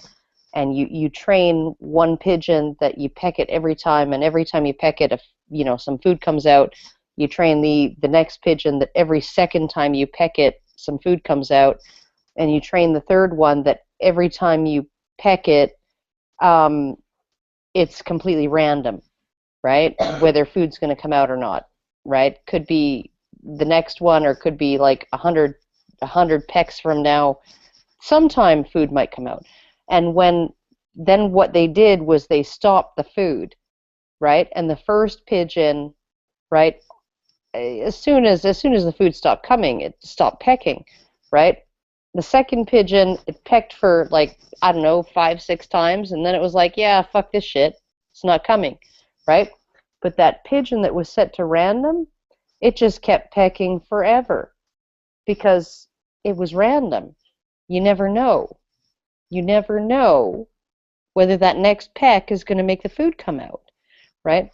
And this is what I think that a lot of the difference between a female teaching style or a female parenting style and a male parenting style, just in the general sense of what's typical, right? Where they differ is that women tend to set lots and lots of boundaries and not be consistent at all in enforcing them, right? Whereas men tend to set much fewer boundaries but be really strict about them, right? And that, I think, is what, like, nobody's saying that boys should be just like free to just go off and like do whatever the fuck they want, right? And all of this shit, right? Like, essentially what boys need is they need a different style of discipline, a style of discipline that essentially lays out, draws lines in the sand over a few really important things and doesn't sweat the small stuff, right? And doesn't say you're not going to do the small stuff, right? You're not going to fuck up in the small stuff, like, don't set those boundaries, right? Just set the important ones and enforce those, and enforce them even more, maybe with more severe penalties than you would normally do for girls, because girls tend to have their feelings hurt much more readily, and therefore would respond to punitive measures that are much more gentle. So I honestly, it's so different with boys, right? So absolutely different with boys than it is with girls. That, yeah, like, we really need to be looking at how to help boys succeed, how to tailor learning environments to what they need and what they respond to. Absolutely. Absolutely. I think Hannah had something she wanted to say. I wanted to point out, or you're talking about the limitations and everything. I also wanted to point out there's actually a learning style that is yeah, absolutely, sort of what you're describing, discovery learning, which has been found to be better for boys, and it's one that they were sort of experimenting with, at least in my area school systems. They were experimenting with it during my early childhood and also prior to my elementary school years. And it actually was having some very good effects for both sexes, but is particularly good for boys. And it involves more exploring the topic actively, rather than having the teacher sit in front of the class and explain the scientific method is the blah blah blah blah. You take a scientific experiment like you're talking about, and you let the kids learn the method by doing the experiment, and you give them an overview, but instead of giving them a half-hour lecture on it, you give them you tell it to them, you give them something written down, this is what you're looking for, and you let them explore the topic, and you let them explore the experiment and apply the methods and see what they can learn from it. What can we find out about these pulleys? What can we find out if we use these ropes? What can we find out if we use these weights, and so on? And that seems to have fallen by the wayside in favor of assigning huge amounts of homework, a lot of which is busy work, where the student isn't actually, the goal of the homework is to do homework. It's not necessarily for the student to memorize anything or learn a process, because they've already picked up the process. It's simply this belief by some of these, a lot of female teachers have this problem, that doing homework is what education is all about. And that actually had started to take effect. I saw that creeping in when I was in junior high in the United States. I had a teacher who was so stupid that for a 7 class period school day, if you count homeroom, 6 if you don't, she told the students in her class, well, when in my day you had 2 hours of homework for every class, and you should have 2 hours of homework for every class that you take. And I pointed out to her, that's 12 hours of homework a night, and she said, no, it isn't. And the worst part was she was the math teacher. Yeah. Wow. Well, what actually, what we're up against. What actually shocked me about my kid's teacher he's in grade 7 now, so junior high. His math teacher. When I went into the meet the teacher night, his math teacher said, yeah, no, I don't, because I was saying, like, I haven't seen any homework, and he said, no, I don't assign homework. I don't think it's valuable. That's what my dad did. He didn't assign homework either. And he didn't do, the other thing he didn't do, well, a really good explanation of it is the adverb-adjective lesson. Most English teachers, if they're going to teach you what an adverb was and what an adjective was, you had to memorize, that an adjective modifies nouns. And then for adverbs, you had a list of every other thing in the English language that can be modified by a descriptive term. And you had to memorize that an adverb modified all those things. My dad was like, no, don't list all those off to me. I don't want to hear that. Adjectives modify nouns. Adverbs don't. And then he went through a lesson with his students on what modify means, because they got all the way to the 8th grade through all of their elementary school years with all of their female teachers teaching them the English language without understanding what a modifier actually was, what it actually did, and what the word modify meant. And to actually get to that point and be in that circumstance, specifically because instead of teaching the students the actual meaning of the words and giving the students real lessons on these things, they gave them lists to memorize, is really shameful.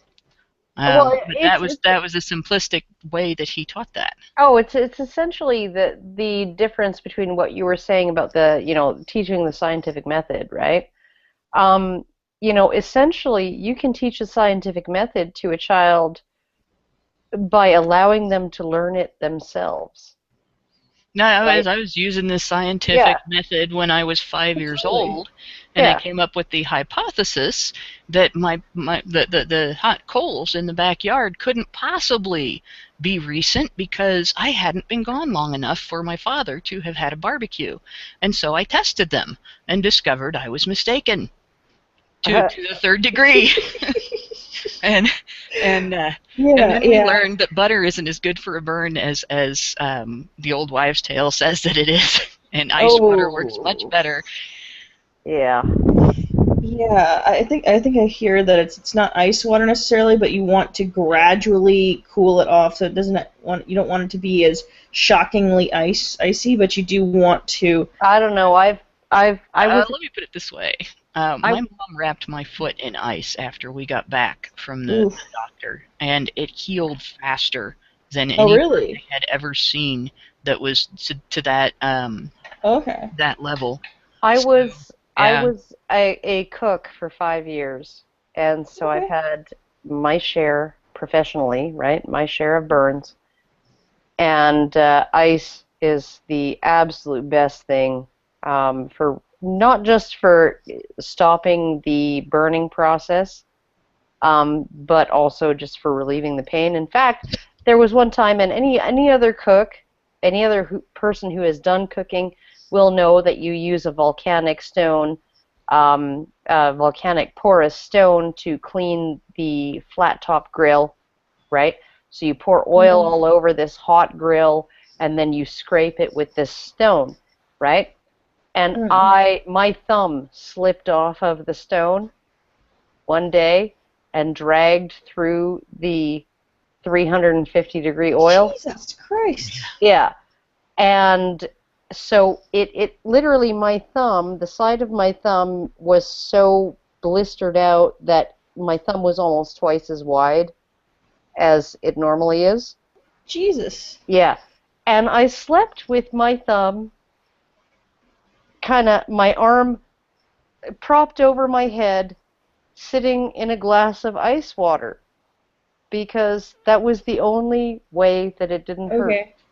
So yeah, so it does, but back to the topic, the difference in teaching methods there. You know, I mean, you can talk about. But we do have to wrap this up and get into the next topic. Right. We do have to get into the next topic, otherwise we're going to go too far over. But the I know. thing is, I'm laying down the law. I'm being a hard fucking ass. believable, Rachel. I'm being a hard ass, whatever, you know. the very basic and people thing can on say this whatever they want about that. The people who have theories one about. sentence. The very basic thing on this is that a good teacher is capable of assessing their students and actually catering to all of their learning styles, even in a classroom with 30 kids, because I had teachers that could do that from elementary school on up, and a lousy teacher isn't. And that's when you have kids, your best bet is to learn your own kids' learning styles, which may be gender conforming, and they may not. Mine's not. And engage with your child's teachers and your child's school if your child has any problems. It's the only way we're going to fix this type of situation. Absolutely.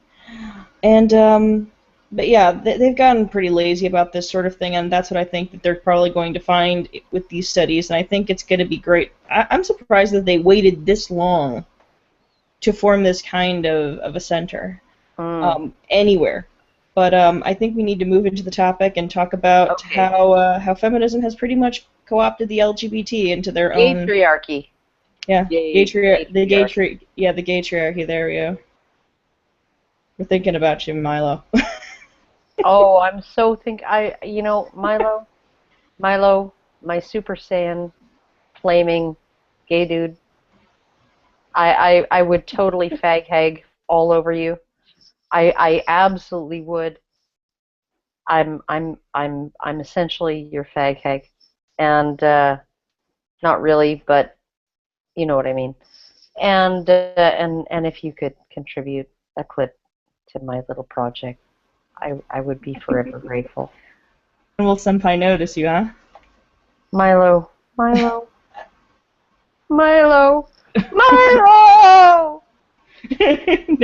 Notice Karen. Notice based stepmom. When she talks to you. But yeah, I'm pretty sure you probably have some serious some opinions on this, Karen, on this topic. Oh yeah, no, honestly, the LGBT community has its own individual can of worms. I was somewhat involved in that community as a community, because I've always sort of just been an individual, right? But when I started writing dirty books, I got involved in the community of LGBT people who were writing and or reading dirty books, and I always found that I could relate to the gay men in that community a lot better than I could with the lesbian women, and part of that was that the gay men were a little more willing to accept that bisexuality is a thing, right? Whereas, at least in women, right? Whereas lesbians tended to treat me as somebody who just hasn't accepted her true self yet. Somebody who's on a journey to becoming lesbian, right? Or somebody who's just faking an interest in women to turn on the guys, right? Like there was a whole lot of bisexual erasure, right, going on in the LGBT community at that time, and there was a whole lot of lesbophobia, which was, it really struck me as very, very strange. A whole lot of lesbophobia, even from lesbian readers who weren't interested in reading about lesbian stories. They would rather read about or write about gay men. It was, and the reason that they seemed to all give, whether it was a lesbian woman or a straight woman who was writing gay erotica, was because men have sexual agency, and writing about gay men, writing about male-male sex, was a way for women to explore sexual agency, right? Because women don't experience sexual agency. And I was just like, are you fucking kidding me? Because you know what? Part of sexual agency is being able to get sex. And you know what? I could walk up to like 5 random guys in a bar and say, you want to go fuck? And 3 of them would take me up on it. Right? That's sexual agency. Guys don't have that.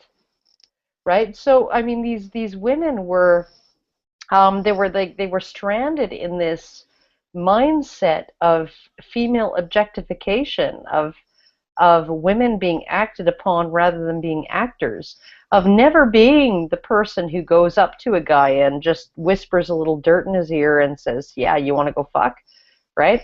No, because that would involve taking an action, making the first move, making your intentions clear, right? Actually being an actor, right? As opposed to being acted on. And even lesbian authors could not envision women behaving in that way. It was the most bizarre thing that I think I've ever seen. But it falls entirely in line with what feminists tell us about sexual violence and domestic violence and male-female relations and all of those things, right? Women are the monolithic victim class, i.e. acted upon, and men are the monolithic perpetrator class, i.e. actors, and there you go. And one of the things I think that's the most despicable that feminism has done to the overall movement is make gay issues, gay men's issues, about women. Misogyny. About misogyny. And it's actually an erasure of their needs, their issues, their experiences, and their right to exist as themselves, rather than having women's issues painted over their existence and their issues. What? And I'm talking about things like the ignorance people have towards homosexual rape, and people treating it as though it's a women's issue simply because feminists have said so, and that actually that also goes across to lesbian rape, where feminists have struggled to sort of erase that, and it doesn't to where it doesn't exist. And if you really want to see a brutal discussion about that, look up discussions about the documentary, and you should really read the discussions before you even think about watching the documentary, because you might not want to watch the documentary. It's called "She Stole My Voice," and it discusses the difficulties that that women who have experienced lesbian rape go through in trying to find some sort of recourse and even just trying to be acknowledged as victims. And the same thing happens to male victims, and for various reasons. And many of them are related to feminist shaming of men. Well, And the worst part is they'll acknowledge gay rape, but they will not acknowledge straight rape of gay men. of course, Because of it course. demonizes a man if you can acknowledge that gay men rape, but if you acknowledge that it's rape when a woman rapes a gay man, then it all of a sudden demonstrates that it's not a gendered issue. Yeah, no, it's essentially they're hiding female perpetrators. But what gets me is when you look at victims of male on male rape in places like the Congo and stuff like that, one of the things that they actually will say when they're describing what happened to them is, and then he used me as a woman, right? And this is what feminists sort of consider to be indicative of misogyny, right? Because what's so horrible about being a woman?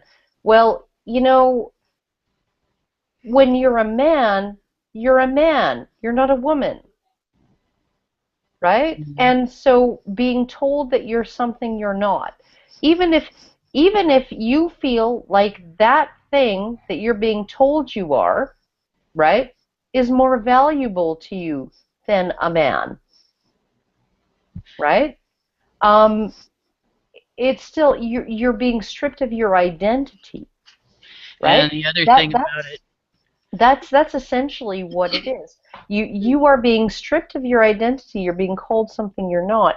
You are being told that your role, that you worked very, very, and particularly for a man, particularly in a non-Western culture where you've probably worked really, really, really, really, really, really, really hard to prove that you're a man, in as much as you can be useful to women and protect women and provide for women and be wonderful to women and keep your wife happy and sheltered and fed and your children, all of those things that are attached to being a man in those cultures, right?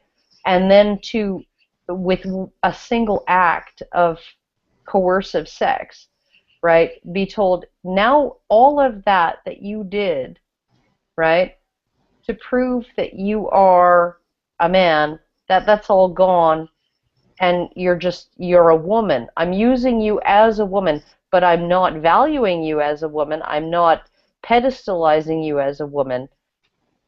I'm just using you as the lowest of the low of all of the women, right? You know, I'm just using you as if you're nothing, right? Not an honorable woman, not a virtuous woman, not a woman who is, you know, but the absolute lowest caste woman on the planet, right? Who it just and yet at the same time you don't have any of the things that make a woman valuable.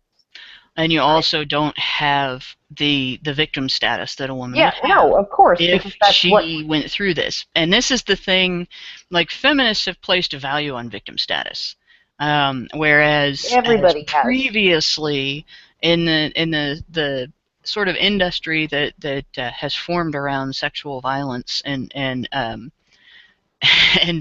there's what's all the lefts and right in the chat for? Are those Karen's rights? We're now Karen's rights activists. I'm gonna say that this is not a new thing. This victim status for women. Well, yeah, let me go on with this though, because sorry, that was just really distracting. I saw right go up the chat, but regarding the victim status thing, what I was taught when I was younger and actually seeking therapy prior to getting involved with a feminist therapist, which was a huge mistake, was to work at being a survivor and not allow myself to fall into the fear pattern of a permanent victim. That I had the right to stop being a victim and to actually, I had the right to get on with my life. It wasn't a responsibility that was laid on me the way feminists treat it. It was a right. Well, what they do, you have to acknowledge first that you have been victimized. You have to acknowledge that you've been through something that you didn't deserve to be treated that way, and the person was wrong for doing it to you, and you have to go through that, and then you learn what you can do to not be afraid of it, not be walking around in constant fear, and to not suffer constant pain because of it. To not make the same mistakes again. You know, well, by transferring femininity onto, stop distracting me, guys. Transferring femininity onto these men and making their victimization about women, it takes away from that. It turns it into something where you don't have the right to feel like something was done to you because of you, and you didn't deserve it, and you had the right to not have that happen to you. All of a sudden it's because women, and women didn't deserve it, and you don't even have the right to complain about it because it's a women's issue. What happened to you is a women's issue. And to be told that and to be erased like that is so damaging and so outrageously hateful and bigoted of the people doing it. It's more disgusting even than the fact that they don't acknowledge that gay men are still men. Yeah. Feminists treat gay men like spare women. Yeah. We can just use them as our flock of spare, like, pseudo women. Yeah, it's why they don't exploit victim status. It's why they don't want to acknowledge that Jack Donovan exists. Yeah, so they'll acknowledge that they're victimized by being treated as feminine, which really they're not. They're victimized for being unmasculine. They're discriminated against for being unmasculine. Jack Donovan isn't unmasculine, and he's definitely not feminine. And Milo Yiannopoulos, right? I wouldn't even call him feminine because his mannerisms, if he was a woman, he wouldn't be able to pull them off. No, that's true. It's one of the things that I noticed when I first read the book by Ellen Kushner, Swords Point. Alec, right? Alec, in that book, there was Richard and Alec, and they were a gay couple. Well, not a gay couple. They were a bisexual male couple in that book. Alec was a complete freaking drama queen, an absolute, complete, flamboyant, flaming drama queen. And if he had been a female, I would have found all of it insufferable. But for whatever reason, it was tolerable, right, and interesting because this was a guy, this was a man, right? All of his frailties and his drama and his melodramas and his melancholy and all of that, right? It was interesting because it was a man, because that's not what you normally, it's not stereotypical for a man to behave in those ways, right? So when you see a man behaving in those ways in a book, you're like, that's actually kind of interesting, right? As opposed to like fucking, okay, and it's like just another dime a dozen of the women characters because and they're annoying, right?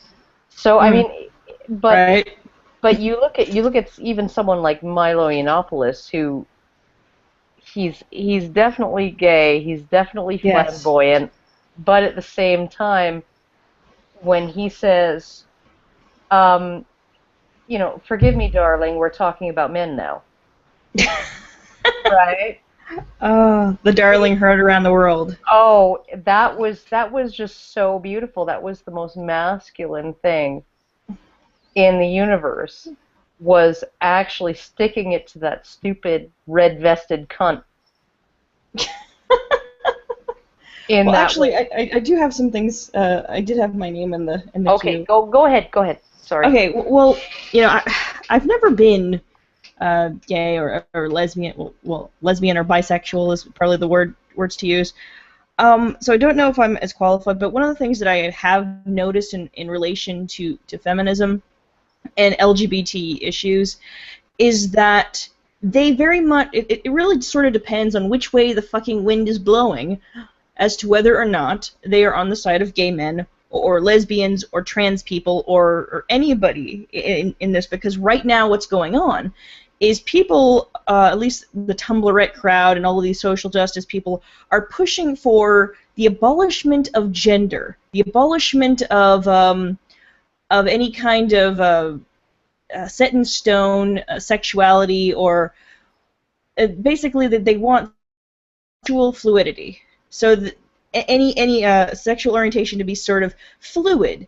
That's what seems to be popular right now. They don't like anything that is specifically set in stone, and it's sort of weird that they think that feminism and social justice is on their side. It really just depends on when they are convenient to use them, when it's convenient for them. Well, because if we were to eliminate gender as a concept, right, then the Violence Against Women Act would be gone. The mandatory arrest policies, predominant aggressor policies, all of that would be gone, right? All of these, the concept of gender violence against women would be gone, right? Male genital mutilation would be just as illegal as female genital mutilation, right? All of these things, right? All of these things would be gone. Essentially, it would, if gender was not a thing, there would no longer be any double standards. But that's not the world we live in. Yeah. It's not the world we're ever going to live in, ever. Yeah. Right?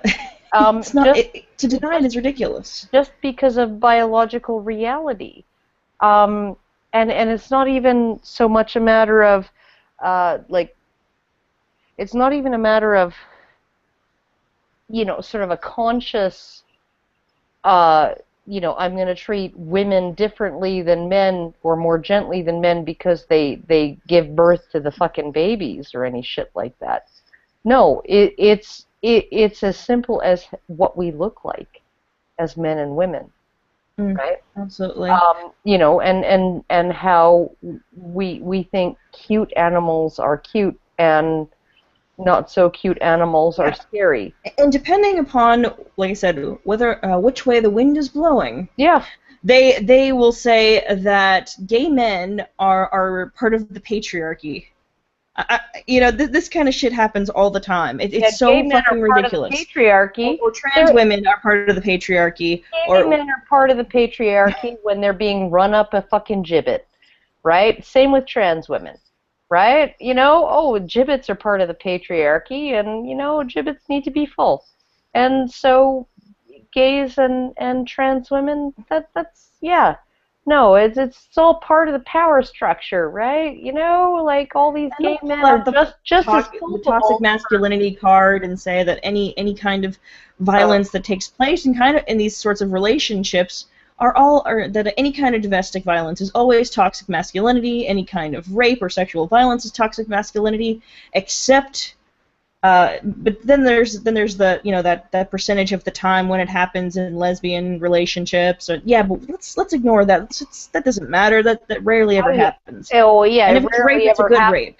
It rarely ever happens, except for more than in any other kind of relationship, right? Like literally, lesbian relationships are the most violent relationships, and I'm saying that even willing to concede that. Because of women's lower threshold of what they consider like offensive or unacceptable behavior, right?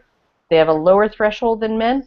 That women in lesbian relationships may report more things that women do, right, to them that are like abusive. They may be more likely to report those than men would. Right? Because women just have a lower threshold of what they think is abusive or nasty or unpleasant or mean, right? Okay. Even so, lesbian relationships are more violent, both domestically and sexually, than heterosexual or gay male relationships. Like, this is really the thing. Like, you literally have two women, and this like I'm gonna go off on a little bit of a rant here, because when a man um, actually physically abuses a woman, here's how it typically goes down, right? He gets angrier and angrier and angrier and angrier, right? And then finally he snaps and lashes out. Sometimes he lashes out in to such an extent that the woman is, or the other partner is, extremely physically injured. Okay, but he lashes out, and then it's done. Okay, it's over, right? Now, when a woman is abusive, here's how it typically plays out. She hits you, and you don't do anything, and so she gets madder, and she hits you more, and so you apologize, and you try and explain, and she gets more mad and hits you more, and then you sort of supplicate and beg and try to put it off. Can't we talk about this some other time, right? And she gets madder and hits you more, and she will continue to escalate, right, until one of a few things happens. Either she exhausts herself, or she does you a serious injury or kills you, right?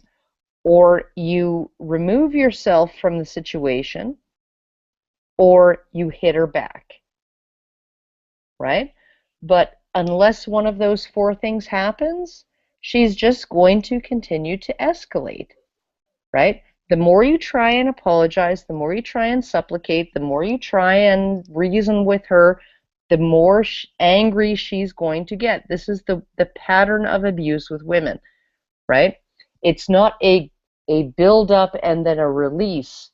It's almost completely the opposite pattern, right? And so it only stands to reason that when you have two women in a relationship who are both in a state of escalation, right, that there's going to be a lot of violence there, because neither one of them are really going to exhaust themselves.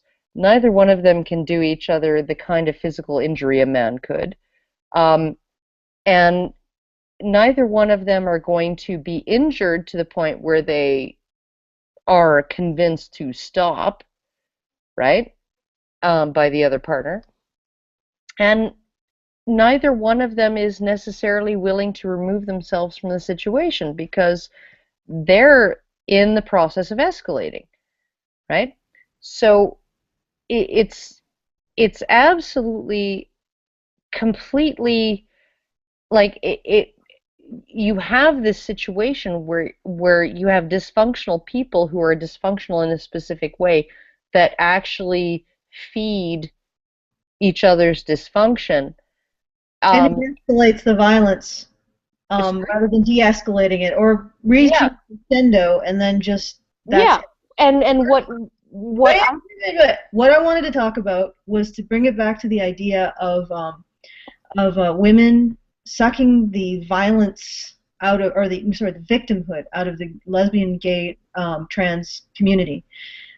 This is a common pattern that you see with feminism.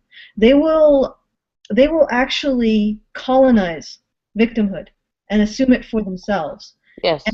And what's really interesting about this is, if you think about it, the Violence Against Women Act. Why did we not prioritize violence against children? And this speaks to the way that feminists seem to suck victimhood out of every group and apply it to women. They've sucked victimhood out of children who, by any logical, reasonable, evolutionary stretch of the imagination, should have our sympathy first. In other words, why do we have a Violence Against Women Act and no Violence Against Children Act? In fact, why do we even think about having a Violence Against Women Act until the last bit of violence against children is gone? Yeah. Like the last bit of abusive violence against children is gone. Because it seems to me that that should be our priority. And the fact that we have a Violence Against Women Act before we ever had a Violence Against Children Act, it seems twisted. It seems like it's almost immoral. Well, it seems that because the Violence Against Women Act is essentially the Violence Against Females Act, and so it's essentially dividing things along gender lines when they really should be divided along the lines of who has the wherewithal and the capacity to protect themselves and who doesn't. And children are the most vulnerable in society, absolutely 100% the most vulnerable people in society. What we have in this situation, what we have in this society is totally contrary to our evolutionary instincts. Because there's no way in any sense of the world, we should put women ahead of children. No, it's not contrary. It's not contrary to our evolutionary instincts, you know, any more than that chimpanzee mother who decides to stop nurturing her baby because it's a lean season, and she's just like, well, you know, the cost-benefit analysis, you know, I'd rather live to reproduce another day, right? Yeah, but the thing rather than invest in this child that's probably going to die anyway, right? That's essentially what society's mores are women's mores. Society's mores are women's mores. I think personally, a society or a culture of humans living in a position of scarcity, if they put women in this if they treated women like children and put them in this situation, they would die out. If they preferentially gave their resources to women rather than their children, at some point they'd be dead. Nope. I think that this is a result of our excessive. But anyway, this is like totally off topic. But it's not. It's not. Like I think that essentially one child is one child. One woman is every child she could possibly produce, right? Yeah, but ultimately, if you don't take care of your kids, you're going to have a lot of dead kids. It doesn't matter how many kids a woman produces if they aren't going to adulthood. But on a case by case basis, you're like, well, you know, sure, it's just Susan Smith's 2 kids, right? It's just Casey Anthony's freaking 1 kid, you know. It's just her 1 kid, you know. She could have like 10 more, right? You know what? I think we're horrible as a species then. But bring it back on topic, which is the way that feminists use gay men and other people in the gay community, and then they turn around and start talking about how gay men are part of the patriarchy. So not only do they suck the victimhood resources out of a community, they'll turn around and say that community is part of the problem. Well, I don't know. I don't know any women who got fucking hanged for being women, right? I don't know of any woman who got fucking hanged for being a woman, but I know of gay men who got hanged for being gay, right? I know of gay men who got hanged or chemically castrated for being gay, right? I don't know any woman who got chemically castrated or surgically castrated, or the equivalent, right, for being a woman. Essentially, I know that existed as a thing to treat extreme mental illness. It was a poor treatment, a not very viable treatment, but at the same time, you even look at female genital mutilation in the West, right? From the 1850s onwards, right? It was never done as something that was routine. It was done as something that oh, this woman has epilepsy. This 15-year-old girl has nymphomania or some. Yeah, and by way of contrast, male genital mutilation was applied universally just to prevent the possibility of homosexuality in men. But you know what? Hannah's been waiting, Karen. So I'm gonna have to pimp slap you. Okay. Hannah, get in here quickly. Struggle with that mute button. Make it work. Hannah, Jesus. Goddamn thing. Sorry. All right, I'm going to completely change the direction of this with what I'm going to, and I'm going to take it back to last week. I believe it was last week when we talked about hashtag It's Not a Girl, because this is relevant to the topic. That is feminism, feminist creep, I will call it. Feminism creeping into the community, and feminist thinking creeping into the community. And it like I said in our chat, it really stuck in my craw. And the reason it did is because specifically of the very strong, independent, self-aware, and very strongly advocating transgender people that I know. And hashtag It's Not a Girl is an insult to transgendered people. Okay, well, it's not solid. No, you gotta let me do this. This is okay. It's I have a long thing here, and I actually I was starting to write about it, and just hadn't gotten around to publishing it, and I really feel like this needs to be said. It's not the hashtag and the attitude that we should ignore children's sex because doing so supports their ability to decide their own gender is ridiculous. It's not solidarity with the struggle to be recognized. It's not solidarity with transgender people. It's a dismissal of everyone who has ever been strong and independent enough to know themselves in the face of other people's assumptions. And that's whether you're transgender or not. And I think that's why I specifically I was able to identify this, because I've been through having other people try to paint their assumptions about me over who I am all of my life. And I've always been real quiet about it and just let people make their stupid assumptions and bend myself quietly and not worried about it. But that's because I didn't have to face being called the wrong gender for what I am. And you shouldn't let people tell you that you have to be something that you're not in order to deserve their support for your human rights. And in this case, with this feminist creep coming in with this hashtag, what you're being told is that you can't have self-determination if other people make assumptions about you. It's not a girl. Hashtag It's Not a Girl is an attempt to impose an identity under the guise of protecting against one. And that identity really can be crippling. Letting property of ideology X be a defining characteristic of your identity robs you of your individuality. Why would you fight so hard for your autonomy only to abandon it in the name of politics? Okay, but don't fight to teach the next generation that they're not expected to have the wherewithal to know themselves regardless of whether everyone else does or not. Teach them that they do.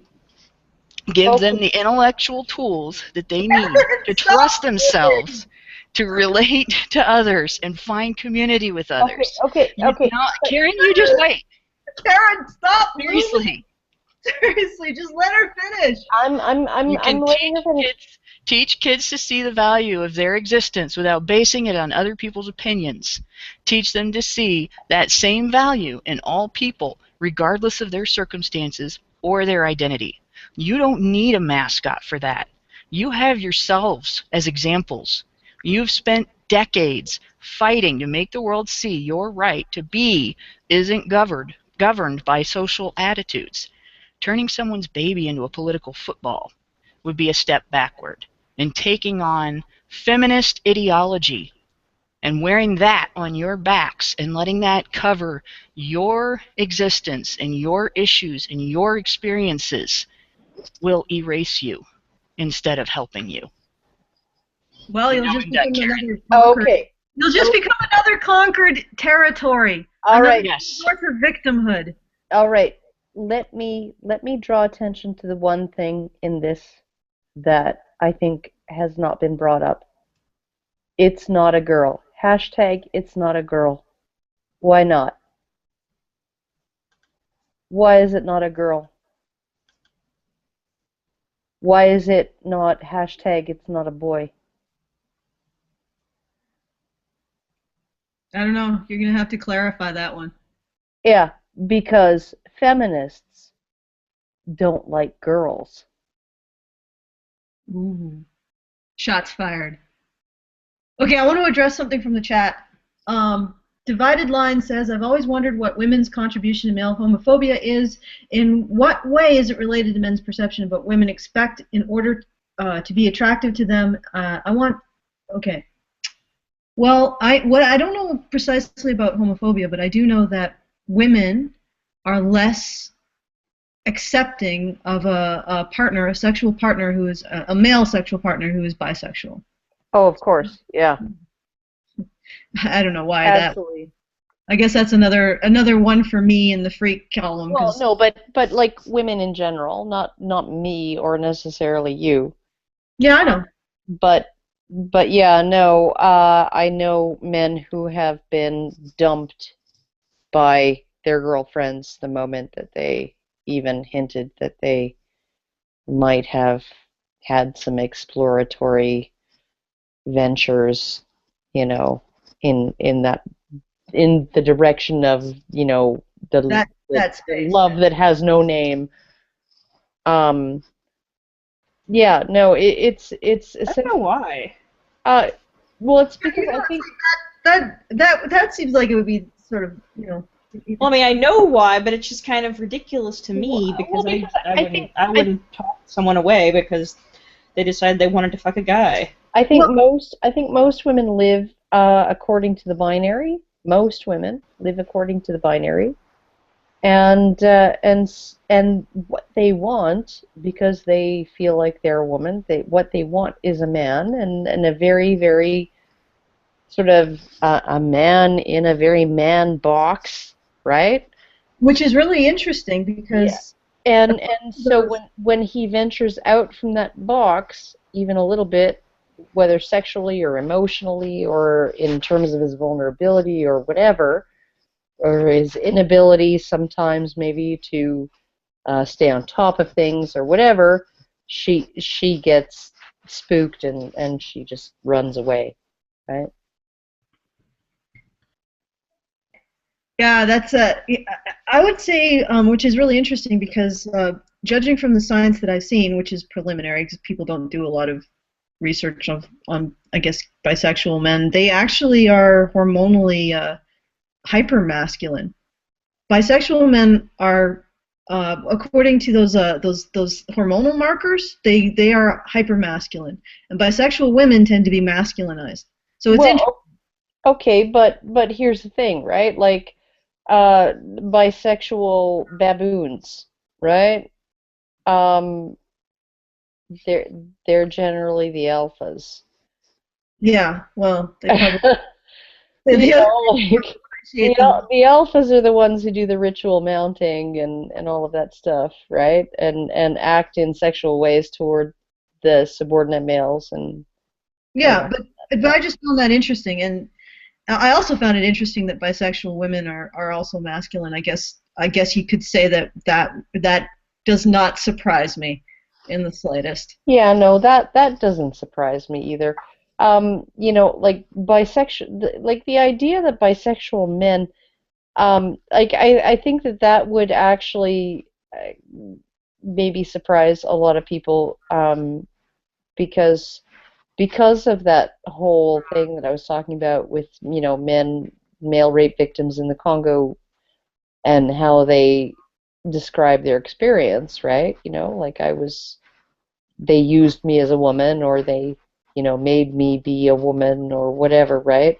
And you would think like, oh, estrogen all over the place and no testicles, right? But those men didn't choose that. right? And the men who do choose to the men who do choose male sex, right? Men who have sex with men. And this is one of the things in Africa which was not included in the African studies on HIV and circumcision, right? Controlling for men who have sex with men rather than men who only have sex with women. But when it comes to men who choose to have sex with men of their own volition, yeah, I would assume that they would be hypermasculine. Those are the extreme alphas in the prisons. Those are the men who are very, very confident in their masculinity, who have homosexual urges but no homophobic feelings, because that fucking shit is for pussies, right? Feeling homophobic, being a chicken, right? All of those things, right? Just giving you a warning. I'm prepping to slide in. Oh, whatever. But honestly, sliding off the chair, huh, Allison? It feels counterintuitive, but it's not. Yeah, no, it doesn't feel counterintuitive. And some of them just don't give a fuck. They don't give two fucks, and I personally find that attractive. But having said that, I wanted to address the idea that a lot of women do not like bisexuality in men because it actually removes a lot of their sexual power in the relationship. And this is something I've seen too. And a lot of people, and I could say this, and people be like, "Oh, wow, that's so misogynist." Well, it's also like, if you feel like your only power is sexual, then you are going to feel threatened. And I think we do tend to promote that attitude in women a lot, that their power really, and the way we promote it is by emphasizing the idea that they're victims. And when you emphasize the idea that a woman is a victim or simply receives a man's actions, how do you feel like you have any effective presence in the world? You can either become a very you become a very attractive object, or not object, but you become attractive in order to get your needs met. You start to focus on yourself as desirability in terms of a tool, and then that becomes your way of feeling like you have any agency in the world, and then you become very possessive of it. So it's like it's a shitty dynamic for both genders. It's unfortunate. We could probably do something to address this without being so blamey. But the other thing I wanted to point out was oh goodness, it slipped off the plate of my mind. Karen, now I've scared you off, so you've been silent. You're being silent. Okay. Slipped off because you used so much lube, Allison. You're right. I probably should have used less to get a little bit of slippery tension going. All right. The thing that I wanted to address about. God damn it. Now I'm there you go. There you go. Fuck her right in the pussy. Oh God. Yes. Fuck her right in the pussy. Oh God. So there we go. This is inane. We've come full circle. Yeah, this is what I wanted to address. I've had feminist friends in the past, or I think they're ex-friends at this point. I don't think they talk to me anymore. And the way they would talk about gay men is like they would talk about a pet. Like, it was really dehumanizing. Like they would talk about them like this asexual pet that they could I don't know, bring with them, an asexual accessory, and it was sort of a little bit disturbing in a way. Anyway, I'll let this. I feel like I'm on the hot seat now, and I have nothing left to say. So, do you want to close out the show? Does anybody have some final thoughts? Oliver's been quiet, so yeah. I don't. You know what my final thoughts are. Yeah. Oliver, go. I'm thinking a little bit on this one. Just thinking about the inability for people to take a joke.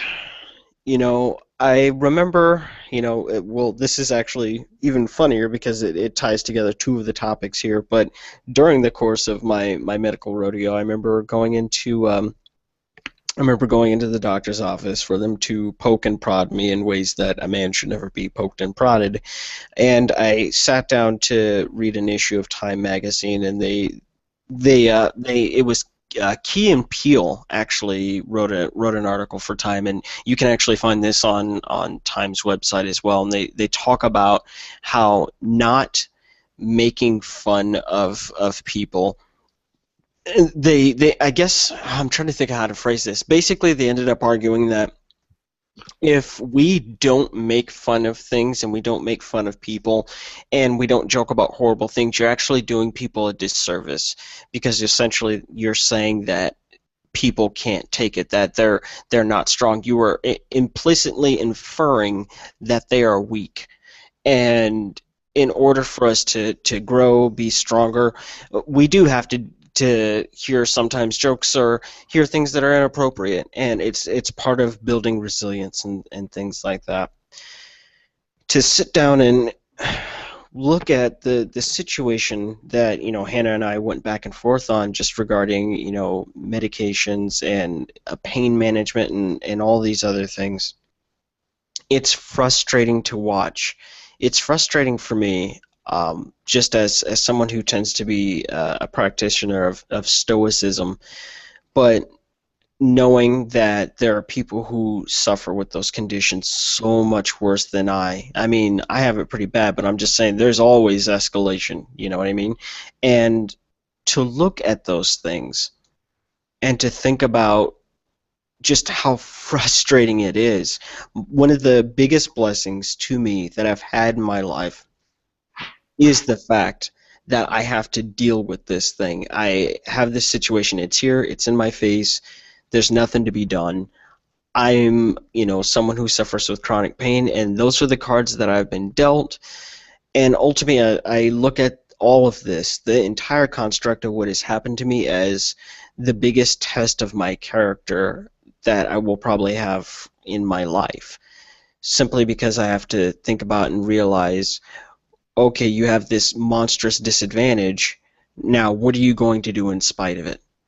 One of the examples that I've made is, it's one thing to run a 100-meter dash and have a good time, and we'll all, clap a little bit like, yeah. But then what if you're the person who's missing a leg, and you have one of those, really peculiar-looking prosthetic legs specifically for running, and then you run the 100-meter dash? Well, people are going to kind of tend to care about that a lot more, simply because you shouldn't be doing this thing that you're doing, yet you are doing it in spite of the disadvantage that says that you shouldn't.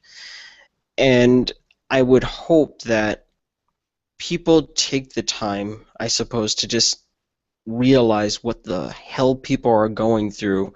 And when we look at these things, we don't make criminals, I guess, out of those who are suffering.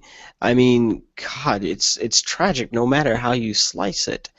And to be just living your day-to-day life, and to be in a situation where you don't know when someone's going to come climbing down your throat at any given time and think that you're a criminal, or treat you like one because you are taking things that have been prescribed to you legally by a doctor, is terrifying.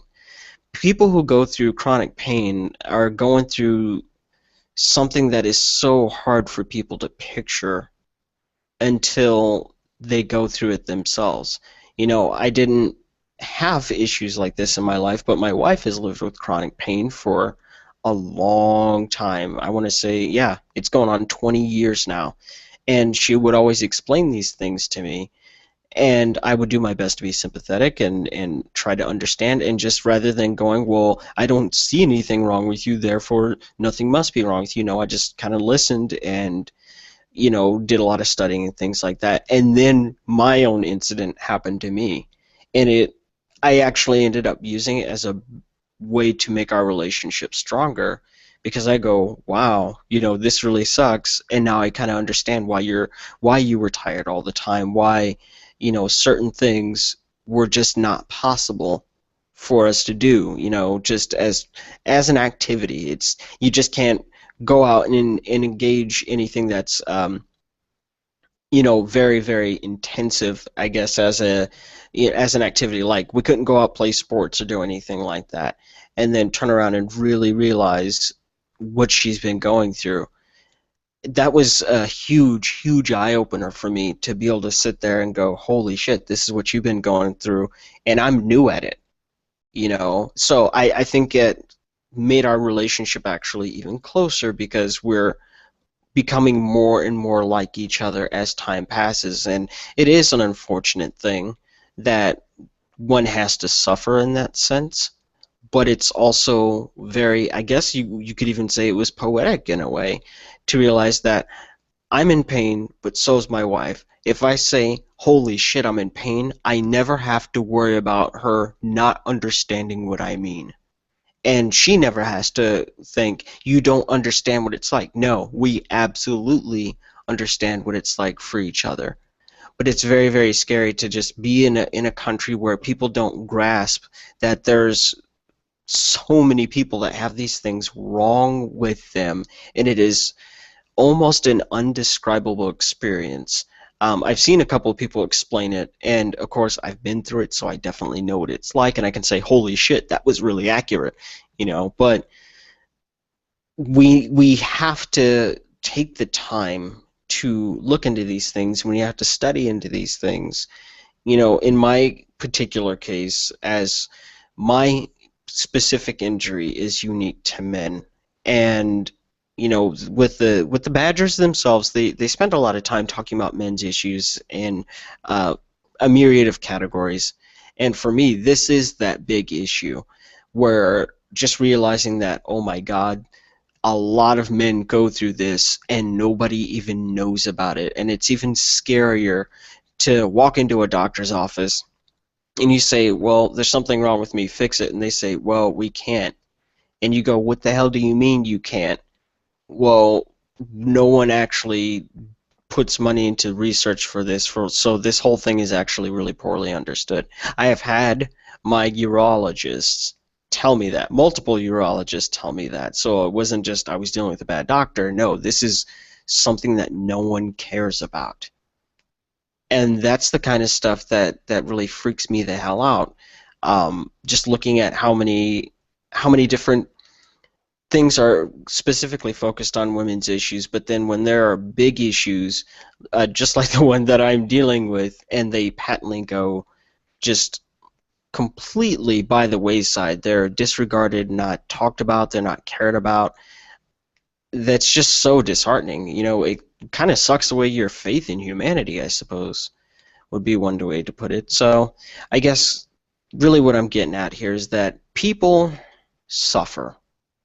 Human beings suffer. The suffering of human beings is not unique to men, women, children. No. Not even the elderly. No. Everyone suffers in some way, shape, or form. And we have to take that time to just recognize that someone out there right now is having a really rough damn go at it. And if people could just stop trying to create polarizing issues and start solving people problems, I think that's how we're going to get ahead in this thing. It's just like how the ladies mentioned discussing rape and the various statistics that have come along with that. And years back, I spent quite a bit of time following these ladies and watching their videos and seeing the things that they've had to say, and it's really disheartening to me to see how people take rape as an issue and turn it into an us against them scenario, or vice versa, when rape is a people problem. There are people out there who are being sexually assaulted, sexually molested in so many different ways, but someone's using it to try to score points rather than go, this is a horrific crime that happens to people. And someone goes, well, it only matters because it's happening to this group, or it only matters because it's happening to this group, even though it's not unique to either group in any sense of the word. It's just a thing that happens. And that's what I would hope that people start paying more attention to in the future. And the only way we get ahead is to stop fighting each other because of a couple of different body parts. Yeah. That's why I like to look Absolutely. at the issue with gender as more of a dynamic. And I really I reject anything that puts blame on either gender, because I think it's something that we both have created together. And it's up to, right now I think women may have a lot more ability to actually change the dynamic. So I think that the responsibility is there for us to take. But aside from that, I don't believe in blame or casting things into black and white. I think, like any dynamic system, you can intervene intelligently to improve it, but you have to understand that it's a dynamic first. Yeah. Not just one group, a black and white moral imperative or whatever the hell they want to make it into. Can I give my final thoughts real quick? And they aren't to do with fucking someone in the pussy, but I think there needs to be an end to this sort of outrage culture, really, because one of the stories that I didn't get to mention because time was to do with a bunch of students who felt that they were triggered. They were triggered over teaching classical Greek literature, and what you're doing is you're taking away from other people. You're saying, no, these people can't have the full college experience. These people can't have the full human experience because you are offended. And just because you're offended does not mean you're right. And also, really, for any of the LGBT people who are listening, feminism really isn't your friend. You're just a convenient pawn. Really. That's Absolutely. I would say absolutely. Can you guys all hear me? Yeah, I can hear you. Okay, well, because I had to log out and log back in, because... Now I'm going to mute you. All right, but, and in that vein, I want to reiterate my shill of earlier this evening and essentially say, please, anybody who's listening, please record yourself saying, yeah, I fucked her right in the pussy, okay, or some variation thereof, and send it my way, upload it to Google Drive, and then send me the link so that I can download it and make a montage to show solidarity to the guy who got fired from his $106,000 a year job. Not because he yelled, I fucked her right in the pussy, or fuck her right in the pussy into a reporter's mic, but merely for telling that reporter that he thought it was funny and awesome that people do that. So, yeah, essentially we have a guy who lost a job that pays 4 times as much as I was earning when I was raising a family of 5 plus 2 that I was paying child support for.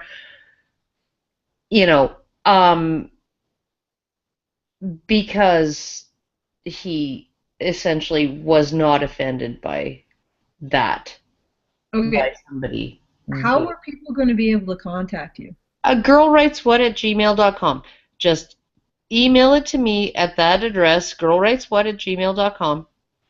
Email your Google Drive links, or Dropbox links, or whatever you have, whatever you do that I can easily download without freaking ending up installing a whole bunch of adware accidentally on my computer by downloading a link through some stupid service that puts adware on your computer.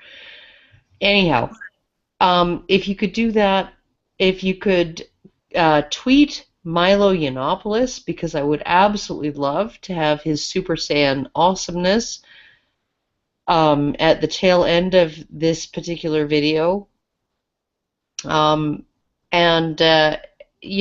Just anybody who thinks that it's ridiculous that a man could be fired for saying, I found that funny, I laughed at that. I think it's amusing, right?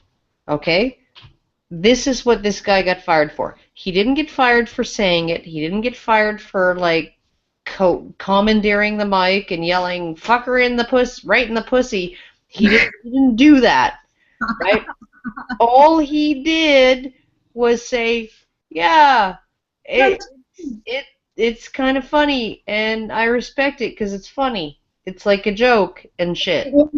Okay, enough. I want to go back to watching *Halt and Catch Fire*. You can fucking eat my shit. I'd rather watch *Halt and Catch Fire*. And then you can lick my butthole.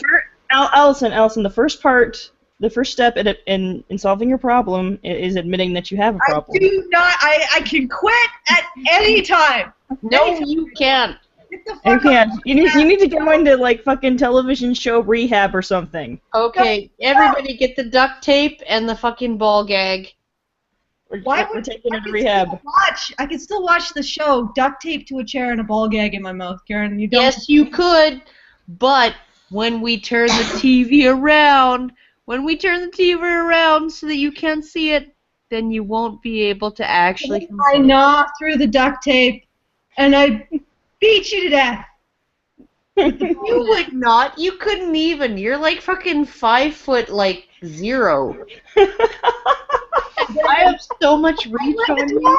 I'm tough and short and squat like a dwarf. Oh, give me a fucking break. I have so much. You're like. I almost brained Nick Redding once. Thank you very much. And he's 6 feet tall.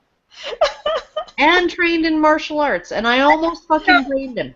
I actually suggested to Anna that she could get like a blonde wig, and then she could cosplay as a female version of Legolas, and I would go as a female version of Gimli, because it's about that of a height difference between us. Yeah. I think that would be fantastic. There you go. No, I would support this. I would. But yeah, no, I could take you, Karen. I may be short, but I'm. You could never fucking take me. I would so fucking own you, and then I would fart right in your face. Okay, I think this is a good ending spot. Yeah, I guess people have been asking me to shill. The shildo is in the other room, so there's going to be no shildo. Okay, well, there will be shilling. We're really close to our goal. Yeah, don't let this slip by. We're pursuing legal action against Calgary Expo for them shutting out Allison, the rest of us, and banning her. What kind of show is that? That really sucked. And if you support, okay, hey, you want to support us? Hey. Stop, Rachel, because you're fucking lame. You're lame. Well, fuck you too, Karen. You are right lame. now. Okay. No, whatever. Okay, if you value free speech, if you value freedom of thought, if you value freedom of association, if you value your right to say, you absolutely will.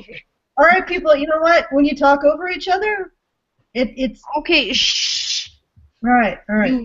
You will. If you value all of these things, all of these charter rights, you will donate to the Honey Badger Legal Fund, because you know what? First they came for the fucking socialists, and I wasn't one, so I said nothing. And then they came for the fucking trade unionists, and I wasn't one of them, so I said nothing. Okay, this is lame too. First they came for the LARPers, and I said nothing because I wasn't one. Then they came for the furries, and I said nothing because I wasn't one. Then they came for the bronies. And I said nothing. And I said something. No, I said something. But yes, you are one. All right, yeah. Please, if you haven't donated or you have some spare scratch to throw in, please do. It's www.feedthebadger.com. We won't necessarily be going after it on a human rights charge. We may or may not, depending on how much the likelihood of success along that vector. But we will be doing something. At this point, I have sent 3 letters. All of them have been ignored. So I've exhausted the possibility of some sort of what do you call it, reconciliation without taking a legal option. So at this point, it looks like we are going forward with a legal option, and that's really unfortunate. I was hoping that I could appeal to the Expo's humanity to actually address these issues, but to no avail. So if you want to see us actually strike a blow for the right to free speech and not treat people like this, not treat the people who created these communities, because we are all geeks here. We are all people who have taken part in creating the community that the individuals who banned us from this expo are actually using to make money off of the backs of geeks and bully geeks out of if they don't toe the line. So this is something that can't stand. And I, for one, am going to do anything in my power to ensure that this doesn't happen to people, that people aren't cast into pariah groups and not allowed to speak. As far as I'm concerned, I don't want to live in a world where there are people who are pariahs. That's it. I'm done with that. So if any group is labeled a pariah, then I will be part of that group, and I will be a pariah along with them. But in this case, we have the option of actually taking a stand and fighting back. And if you want us to help, be part of that team and help us take that option, then please consider donating. It's www.feedthebadger.com. If you want to see us level up. Yeah. All right, there you go. I got to get back to Halt and Catch Fire because I'm feeling the gnawing. You addict. Oh, for You're fuck's dead to us. You're dead to us.